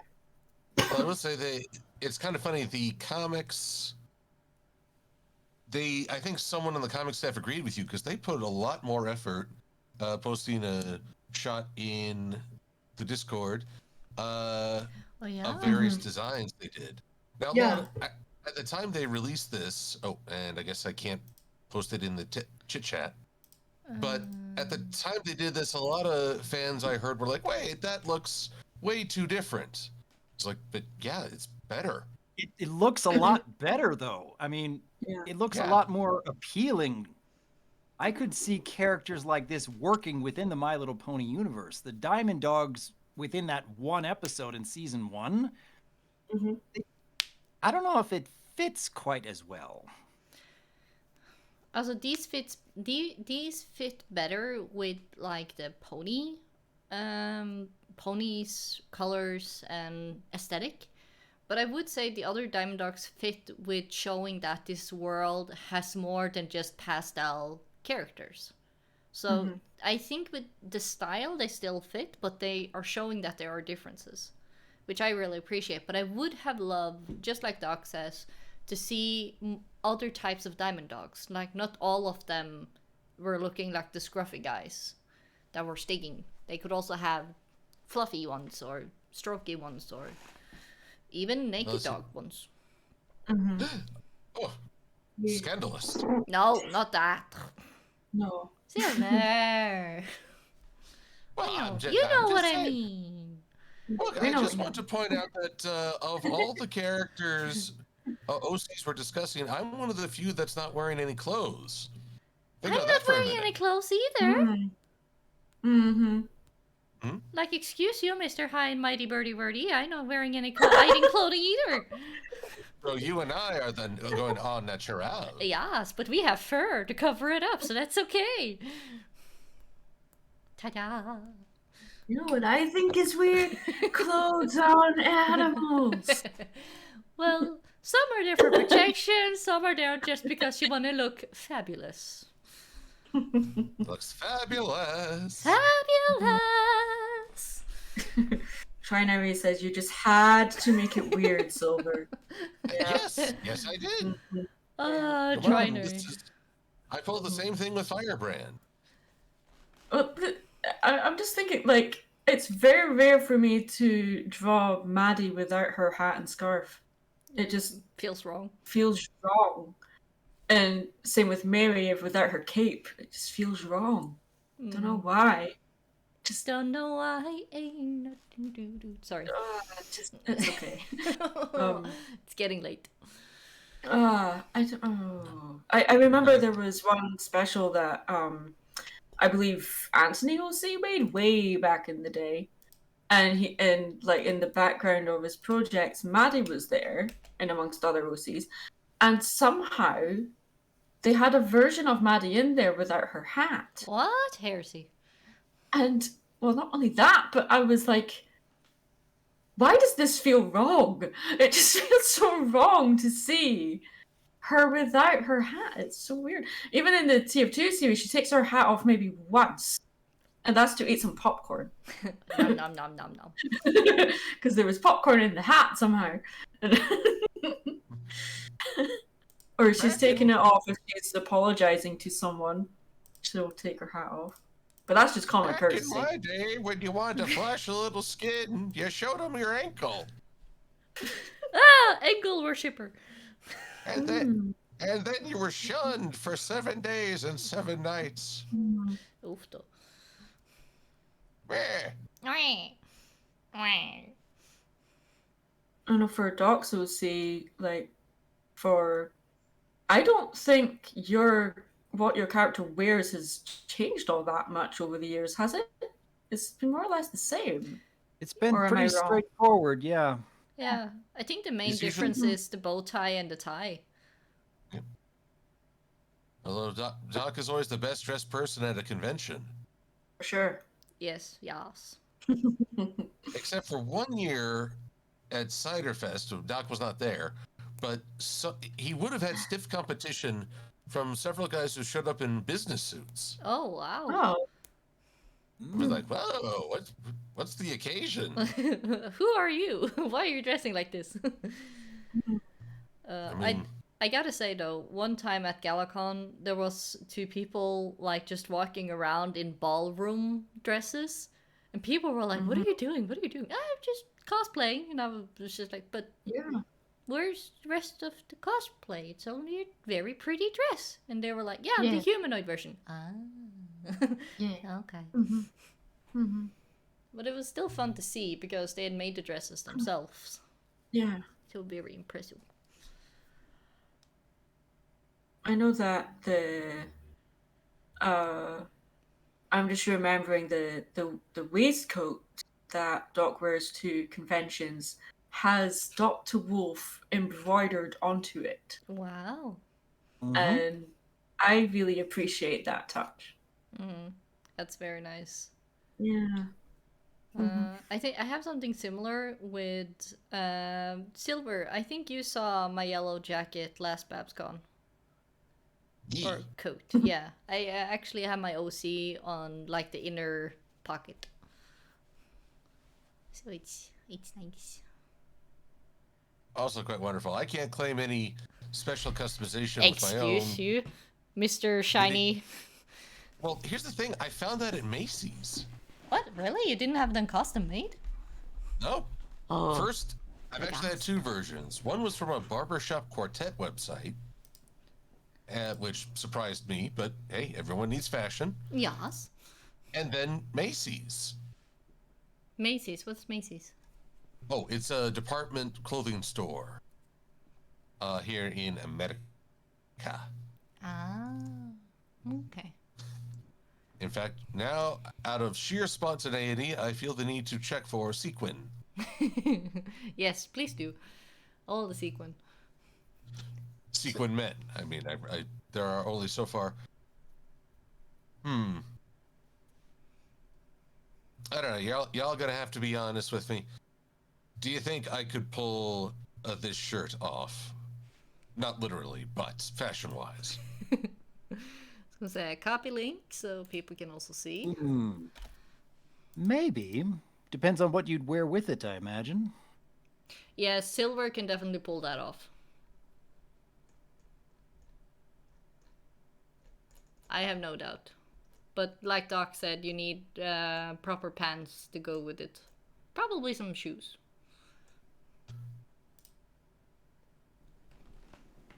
So yeah, I would go with yes. So I think that should be a rule at every convention. No shirt, no shoes, no fan service. Oofda.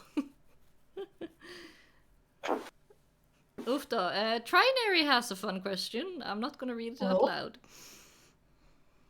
Trinary, ask if the model comes with a shirt. Oh dear. Okay. Well, I don't know. I hesitate to do that mostly because trying to get in touch with Macy's customer service is like Comcast customer service, which is pure agony. Oofda. Agony abounds.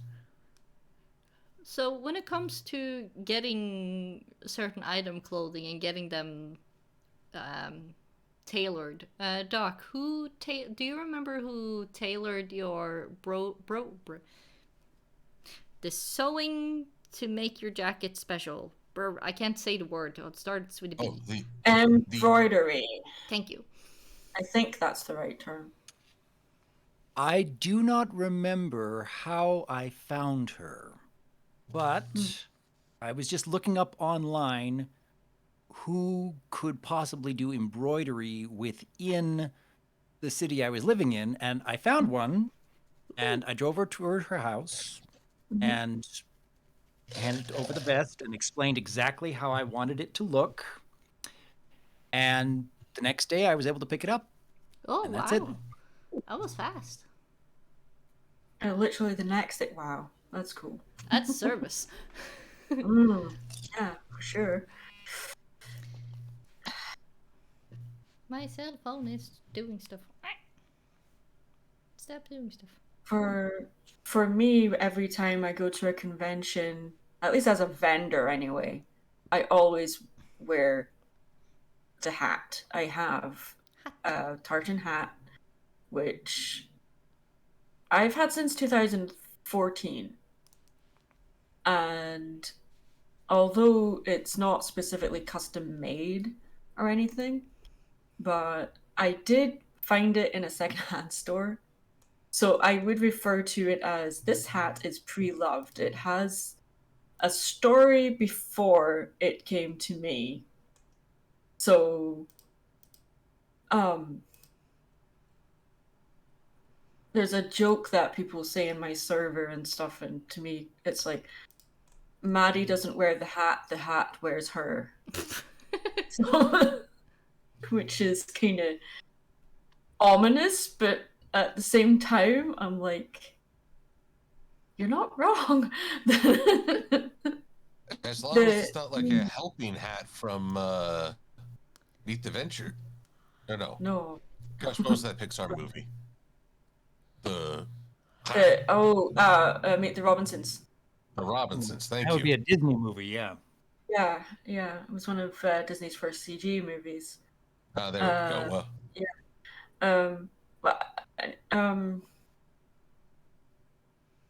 The hat itself, I mainly implemented into Maddie's design as it's kind of a design reference to Fievel from American Tail, and where he's wearing the hat that his dad gave him that's been in the family for a long time, and the hat doesn't quite fit, and Fievel grows into it as he gets older. So it's used as a symbol of him maturing physically, but also figuratively as well.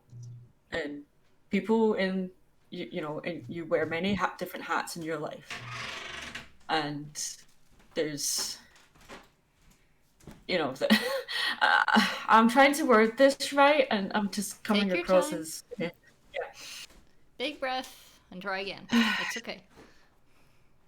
Many different hats. You're doing many different things. You get overwhelmed doing all the different things, and you're switching modes and stuff as you do in life in general. But you always have to have some kind of default setting. And I feel like that's what the hat means to me, is this is my default setting. And the hat may be just a hat. There's nothing special about it. There's no magic involved or anything like that.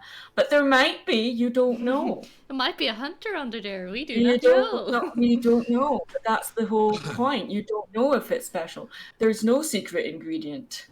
Well, there's a mini Maddie under there. Maybe there is a mini Maddie up there. Stripey You just baby. don't know. But it's special because you believe it's special. And I know I'm kind of pulling a lot of stuff from Kung Fu Panda. Some people will say, hey, let's, take him from that. But yeah, it's a hat. It's just a hat, but also it's not just a hat. It means a lot of different things, which is why I've written Maddie as getting angry when something happens to the hat, because it's not just happening to a thing, it's happening to her. It's an extension of herself. Or, it might be an heirloom. It might have belonged to someone special in her life, or she might have just found it by chance or something. You don't know. But also, more to the point, if someone takes something that is your possession, you're obviously going to be protective of it because it's your thing. So, yeah. I should make a video actually about this hat. Yeah, why did you do that? Yeah, I should do that. Yeah. Okay. Yeah, maybe I'd be curious to see that. Yeah. Mm. Maybe there is another person in the fandom who has something similar and they can share their thoughts as well. Give our hats off to you. Yeah. There it is. Got stuck. So I know, Jasper Pie has his fez, and we have a tradition if we are at the same convention together, we have a tradition where we swap hats. And What? I can't remember how this started, but I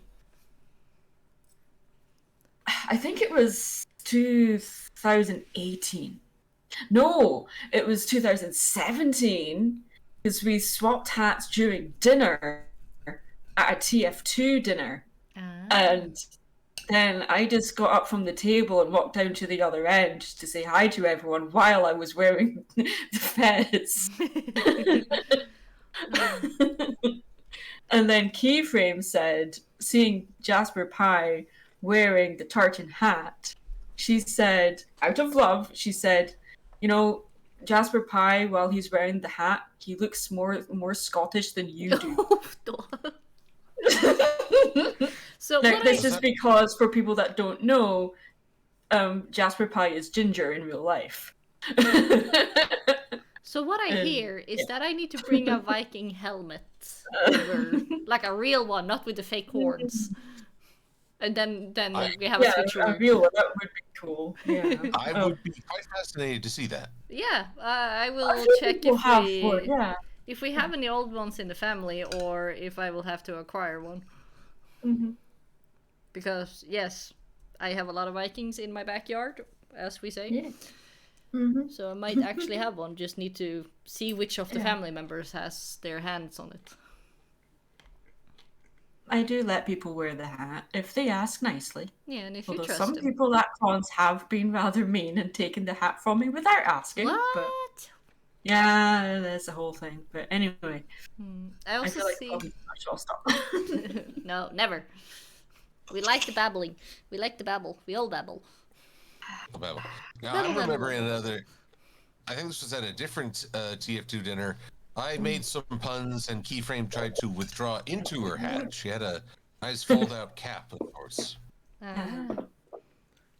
and it covered like half her head. Oof, though. But it was not super effective in hiding from me.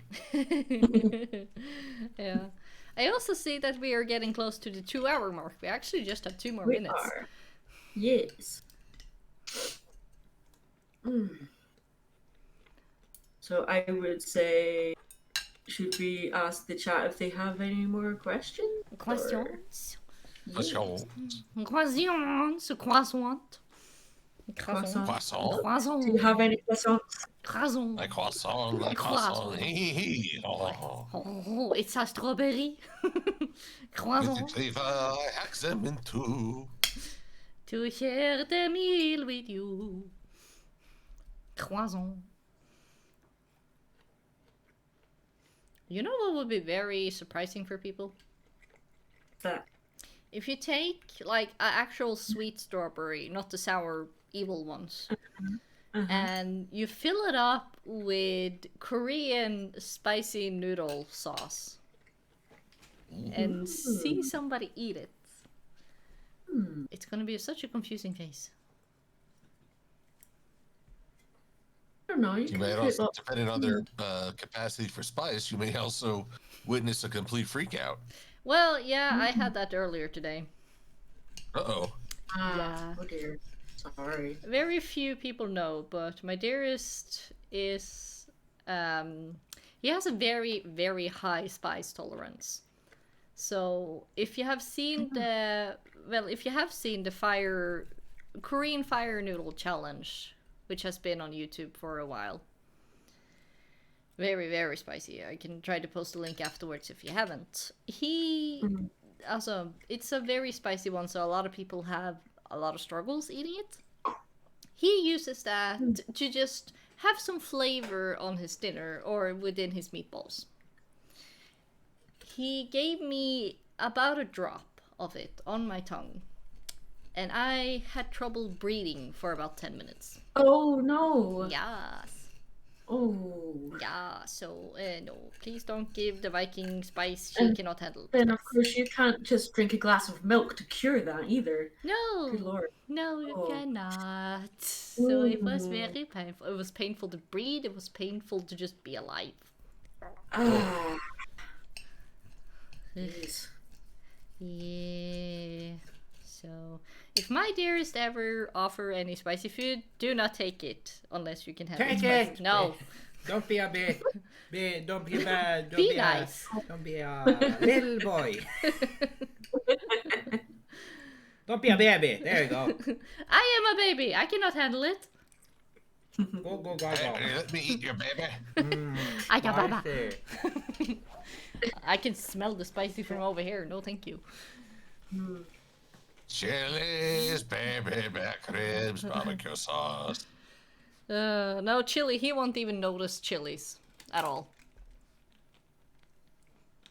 Just that's not existing for him. Well, I guess there's a reason when you didn't name this the Chill&Chat. Well, if I ever have him in one of these, I will call it Chill&Chat. Long drawn out sigh.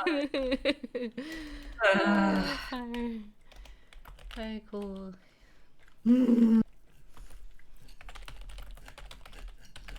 Okay. Well, I can do perhaps one better. While I was working one summer,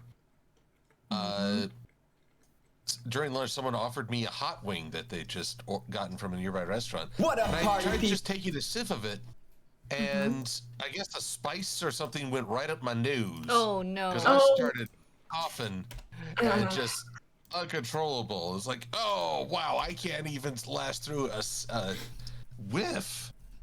I am the ultimate lightweight. Yeah, Final Sight actually get to see me when I ate just normal chilies because it ended up in my Subway food or Subway salad. Oh no. So he just said, I vow to never give Chris food after what happened last time. Oh yeah. Yeah. Yeah, you have to be very careful with cross contamination when you get things from these kind of places. He also. It's a Oof. similar story. I had a jalapeno mixed in with my pickles. Oh no! It's like, wow, that's a surprise. Wow. Why? It's a surprise when you're not expecting it, but I would also argue that jalapenos aren't actually that hot. But again, if you're not expecting it, then yeah, they will be pretty Yeah, hot. I'm just gonna sit over here in the corner. Yep. But Miss Betty, you must understand. My family considers ketchup a spice. Yeah, it is. I Okay. have very little training in this regard. I have Right. very little tolerance. Very little. I forget. So- Doc, do you like spicy food? I can't remember if you do or not. On occasion, I do. Whenever my lady and I make tacos or burritos at home, we always add a few drops of tapatio sauce. And I like that flavor. Fair enough. I need to try more Mexican food. I don't want to die. I want to live. I want to live. I feel happy. Oh, so happy. I'm alive. Back in my day. I gotta stop. Unexpected jalapenos are hotter than ghost peppers, Oof, though. according to Final Sight in the chat. Yeah, I I can I've believe never had a it. ghost pepper. I don't think I would. Are you sure? I don't think you can have a ghost pepper unless you can chew ghost. Ba-dum-dum. Yeah, that's the spirit. Ah.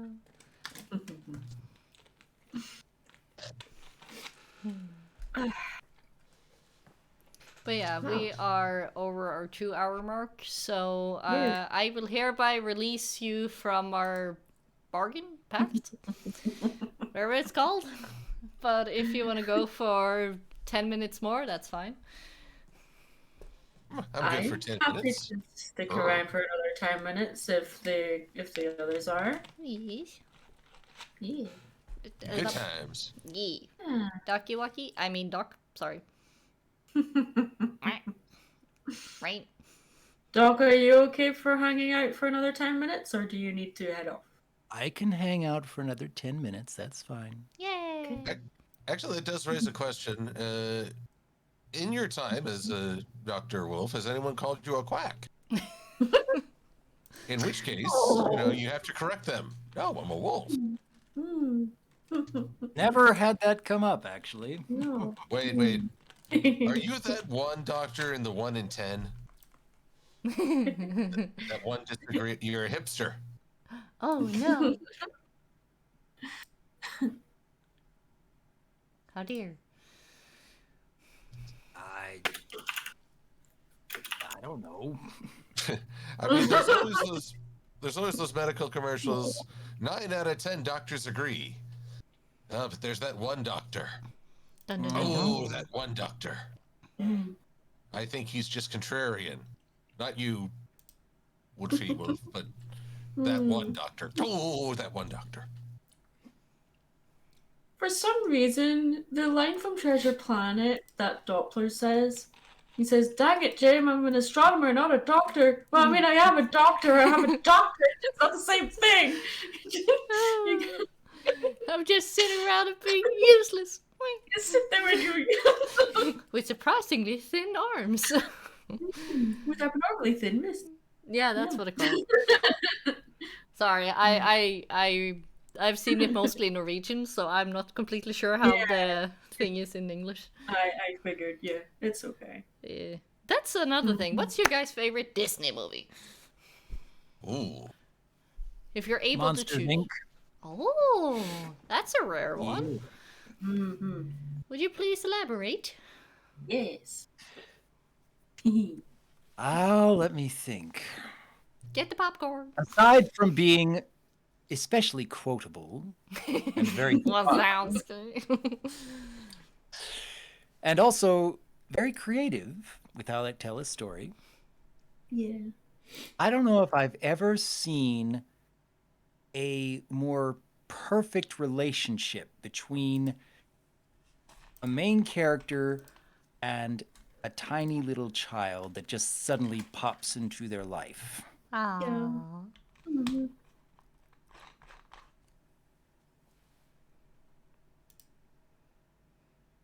That is true. Even if their first introduction is to run away screaming. Of course, yes. Kitty! Kitty! Kitty! Kitty! Yeah. Well, it's the fact that if Boo was any older than she was, I think she was supposed to be, I don't know, 2 or 3 years old. Yeah. If she was any older than that, Logic would have kicked in. I would argue that she wouldn't be so reliant on Sully. Like, she's completely dependent on him for her safety. Mm. And yeah, and seeing the bond slowly, as you said, Doc, I hope I'm not taking over here. I'm just kind of adding to the conversation. By all means. Yeah, I think the first scene where they bond properly was when they're playing hide and seek in the men's room. Yeah. Yeah. Welcome to Himalaya. When he starts going V5O. Yeah, I mean he hasn't named her yet, but you know that's when the bond is fully formed is when he's named her. But yeah, Don't name it, you will get attached to it. She doesn't even speak words, like full words or anything, but they still manage to form such a strong bond so quickly. And yeah, it's adorable. I can Of course, appreciate there's the secondary bond, too. What's your name? Mike Wazowski! that. Put that thing back where you found it. Oh, so help me. Boom, boom, boom. So, Doc, who is your favorite character in the movie? Yeah. It's Boo, obviously. Yeah. Yeah. So, do you have a favorite funny moment? Oh, the moments that makes me laugh every single time. Let me think.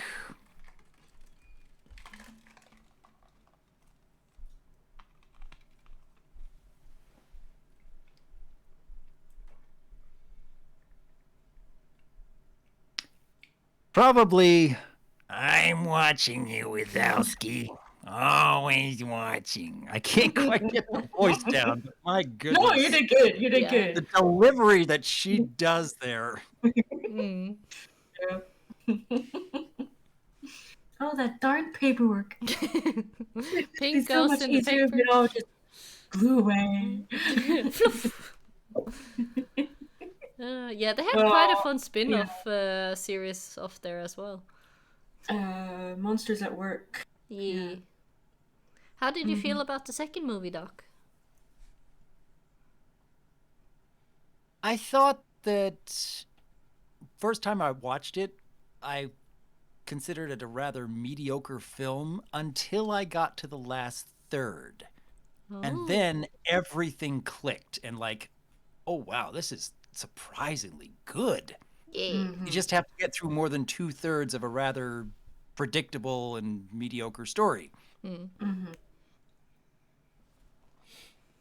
So whenever I go back to watch it again, oftentimes I'll just skip to that last third because that is really good. Yeah. Fair enough. What did you think of Hardscrabble?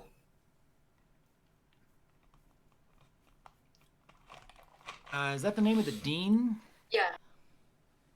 Spooky lady.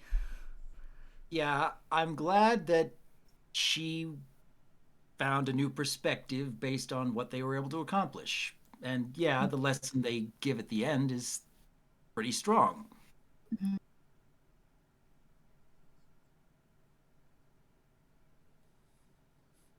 I want to rewatch these movies now. Yeah. And I always love hearing Doc do voices. I love it.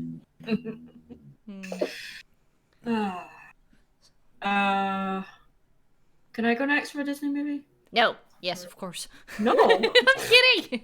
Well, I think most people know that my favorite movie ever is Disney's Hercules. Nah, you don't say. It's my all-time favorite. In spite of its problems, I find next to Emperor's New Groove, it's the most. I remember having the most fun watching that movie. You know, well, it's Greek mythology first of all. There's gospel music threaded throughout it, and it just it has a similar vibe to like Little Shop of Horrors kind of thing, with the muses singing kind of gospel kind of stuff throughout to thread the story together.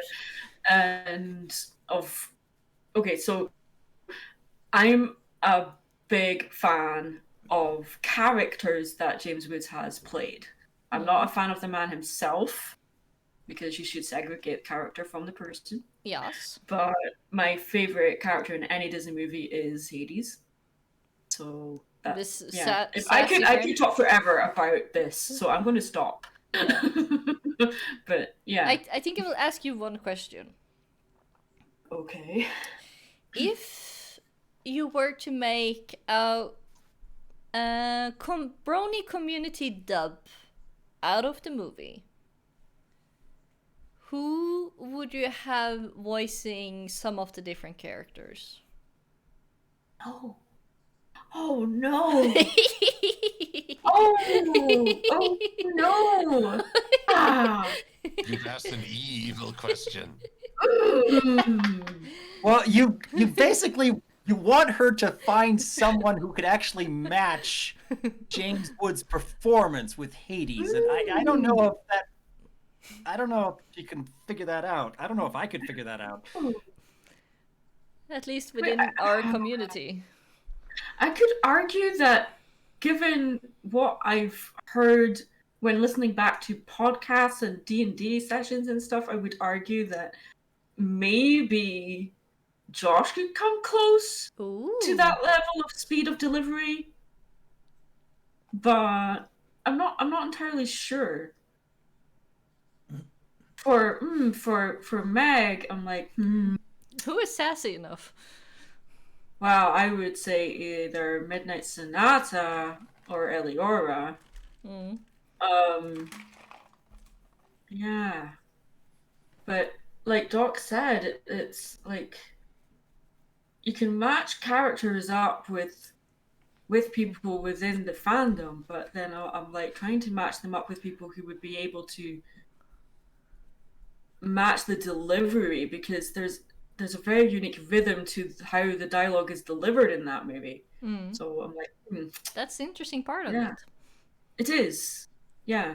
Also, to quote you, if I may, why am I Sasu?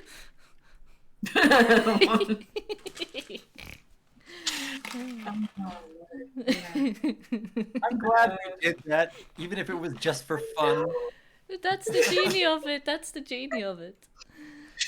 It was just my reaction, my very natural reaction. So when you guys were sitting quoting this, or rather parodying the scene, and I just realized halfway through, wait a minute, why am I Zazu? Everybody should go and watch that movie, by the way. Oh my god. It's amazing. I think it is on. Is it on Doc's or Melissa's? It's on my channel, yeah. It's on your channel. Okay. Doc made the video of it. Yeah. Yeah. Oh, Awesome. lordy. So, Well, yeah. what about Silver? Silver. Silver. Silver should go next. I'm going to stop talking. Alrighty. For me, overall, I think Aladdin is Ooh. one of my favorites. Prince And- Ali. And yes, Robin Williams has a tremendous amount to do with that. Yes. Though if you want to get me emotional up, anytime they pull out those scrapbooks and you see all the pictures, it's like, oh God, Oh. you don't know what you unleash. Oh. Emotions. Oi. Emotions. A real tear. But Aladdin is my choice for a go-to Disney movie. Yeah.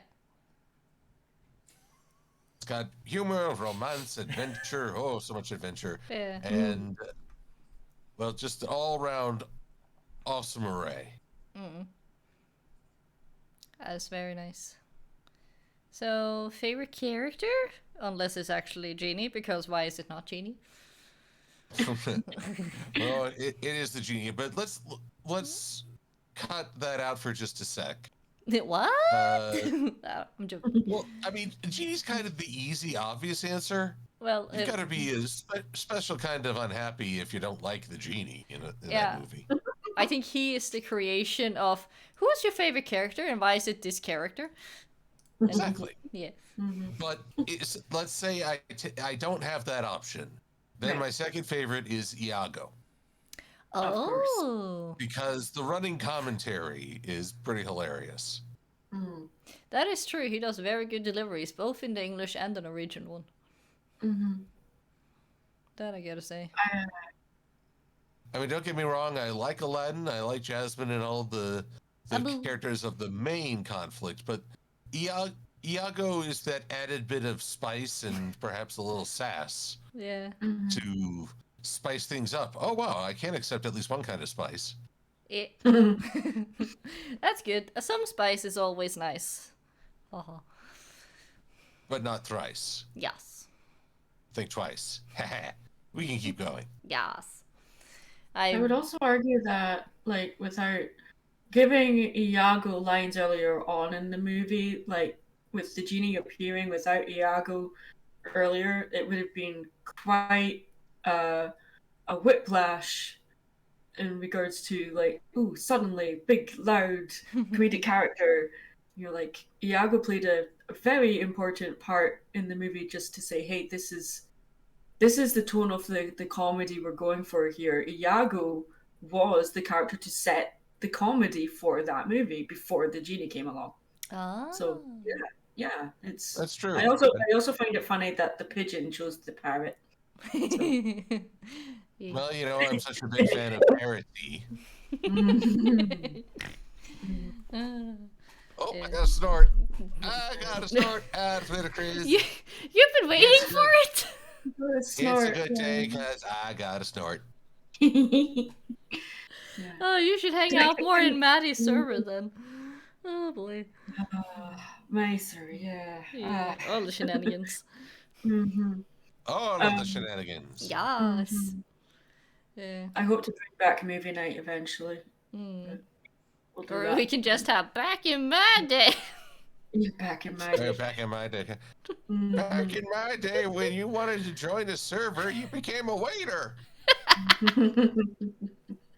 To add on to the thing I was talking about with Hercules a minute ago, Yeah. just to, from a more like serious standpoint, it's like what Hercules goes through in that movie. He's basically looking for where he belongs.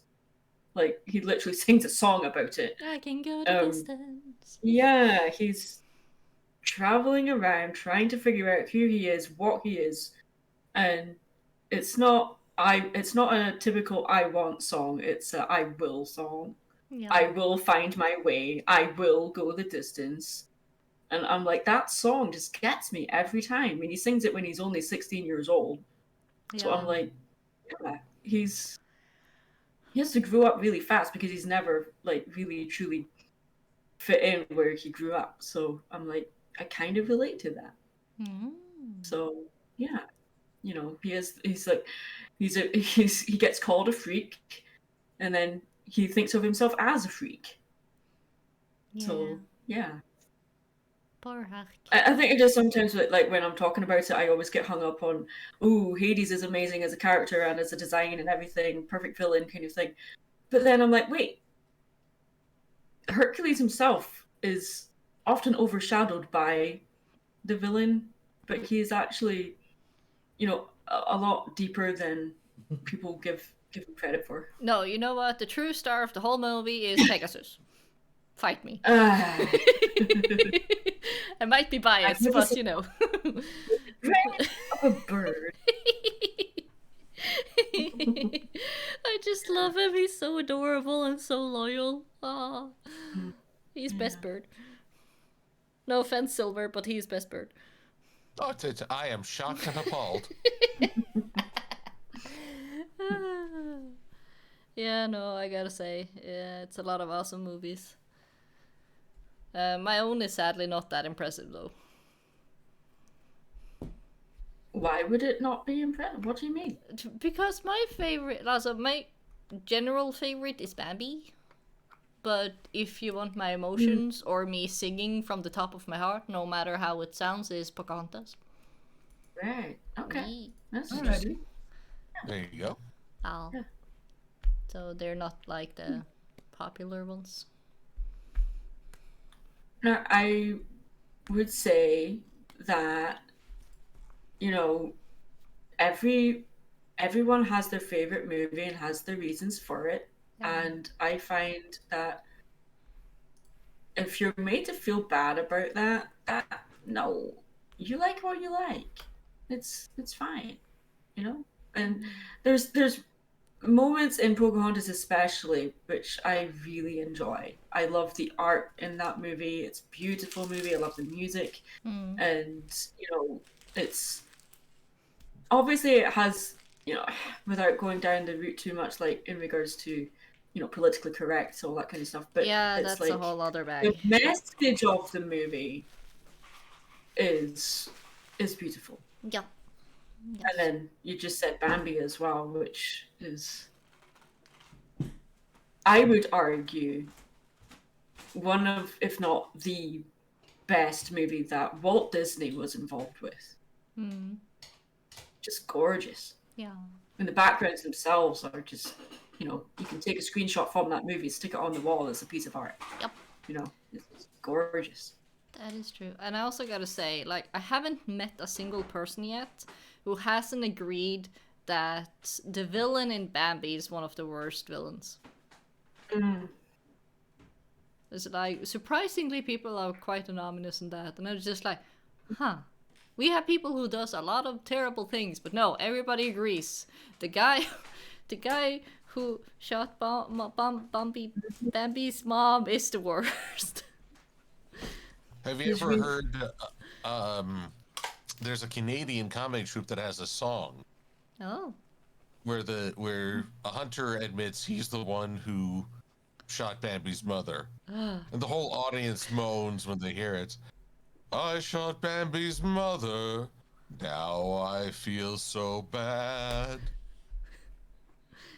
And now the deer all hate me. I could sing the whole thing, but I might get you claimed somehow. I've never heard of this. Oh well, then I will summarize the last verse. 2 sekunder, liksom. I'm so sorry that she's dead. When I think I could have shot a Care Bear instead. You remember the Care Bears, yeah? I do. Time for a game of disappearing bears. Okay. Now here's the odd question for y'all. Okay. Do you all have any of you seen the a Disney Merry Melodies about Pecos Bill? No. I do not.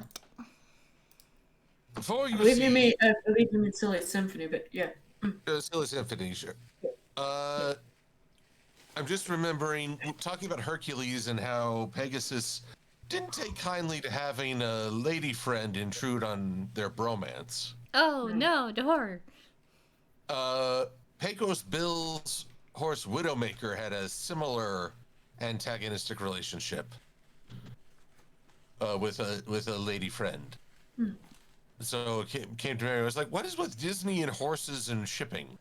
They like to break the ships. Oofda. My brain went to, well, that's expensive. Do you know how much it costs to build a ship nowadays? But yeah, Indeed. wrong shipping.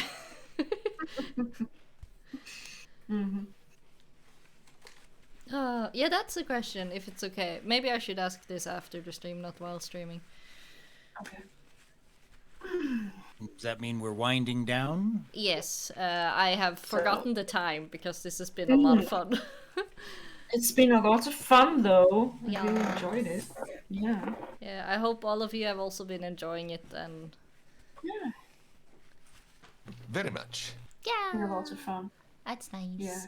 I guess some of you are going to HarmonyCon, and if you do, I hope you have a lot of fun and staying safe. Yeah.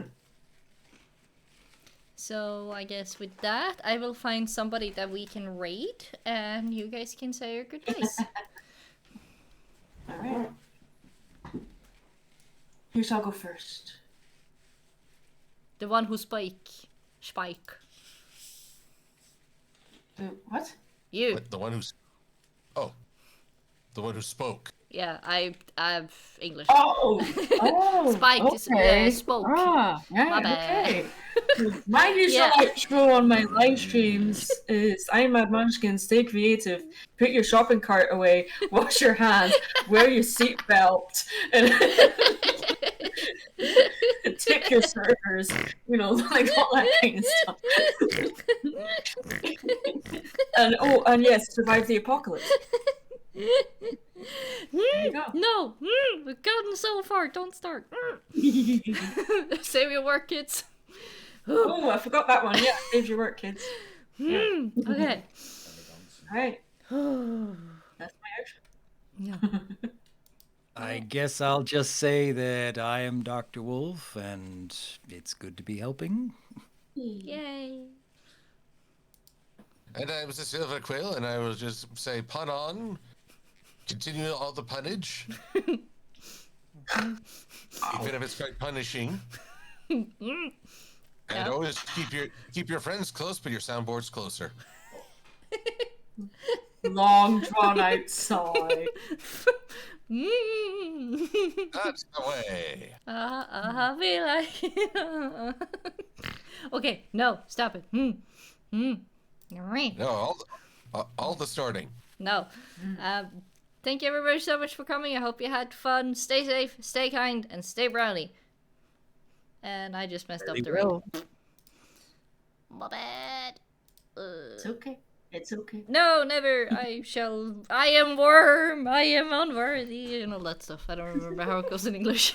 We are worms. Worthless worms. Oh, and bye-bye, people. Bye-bye. All right. Bye.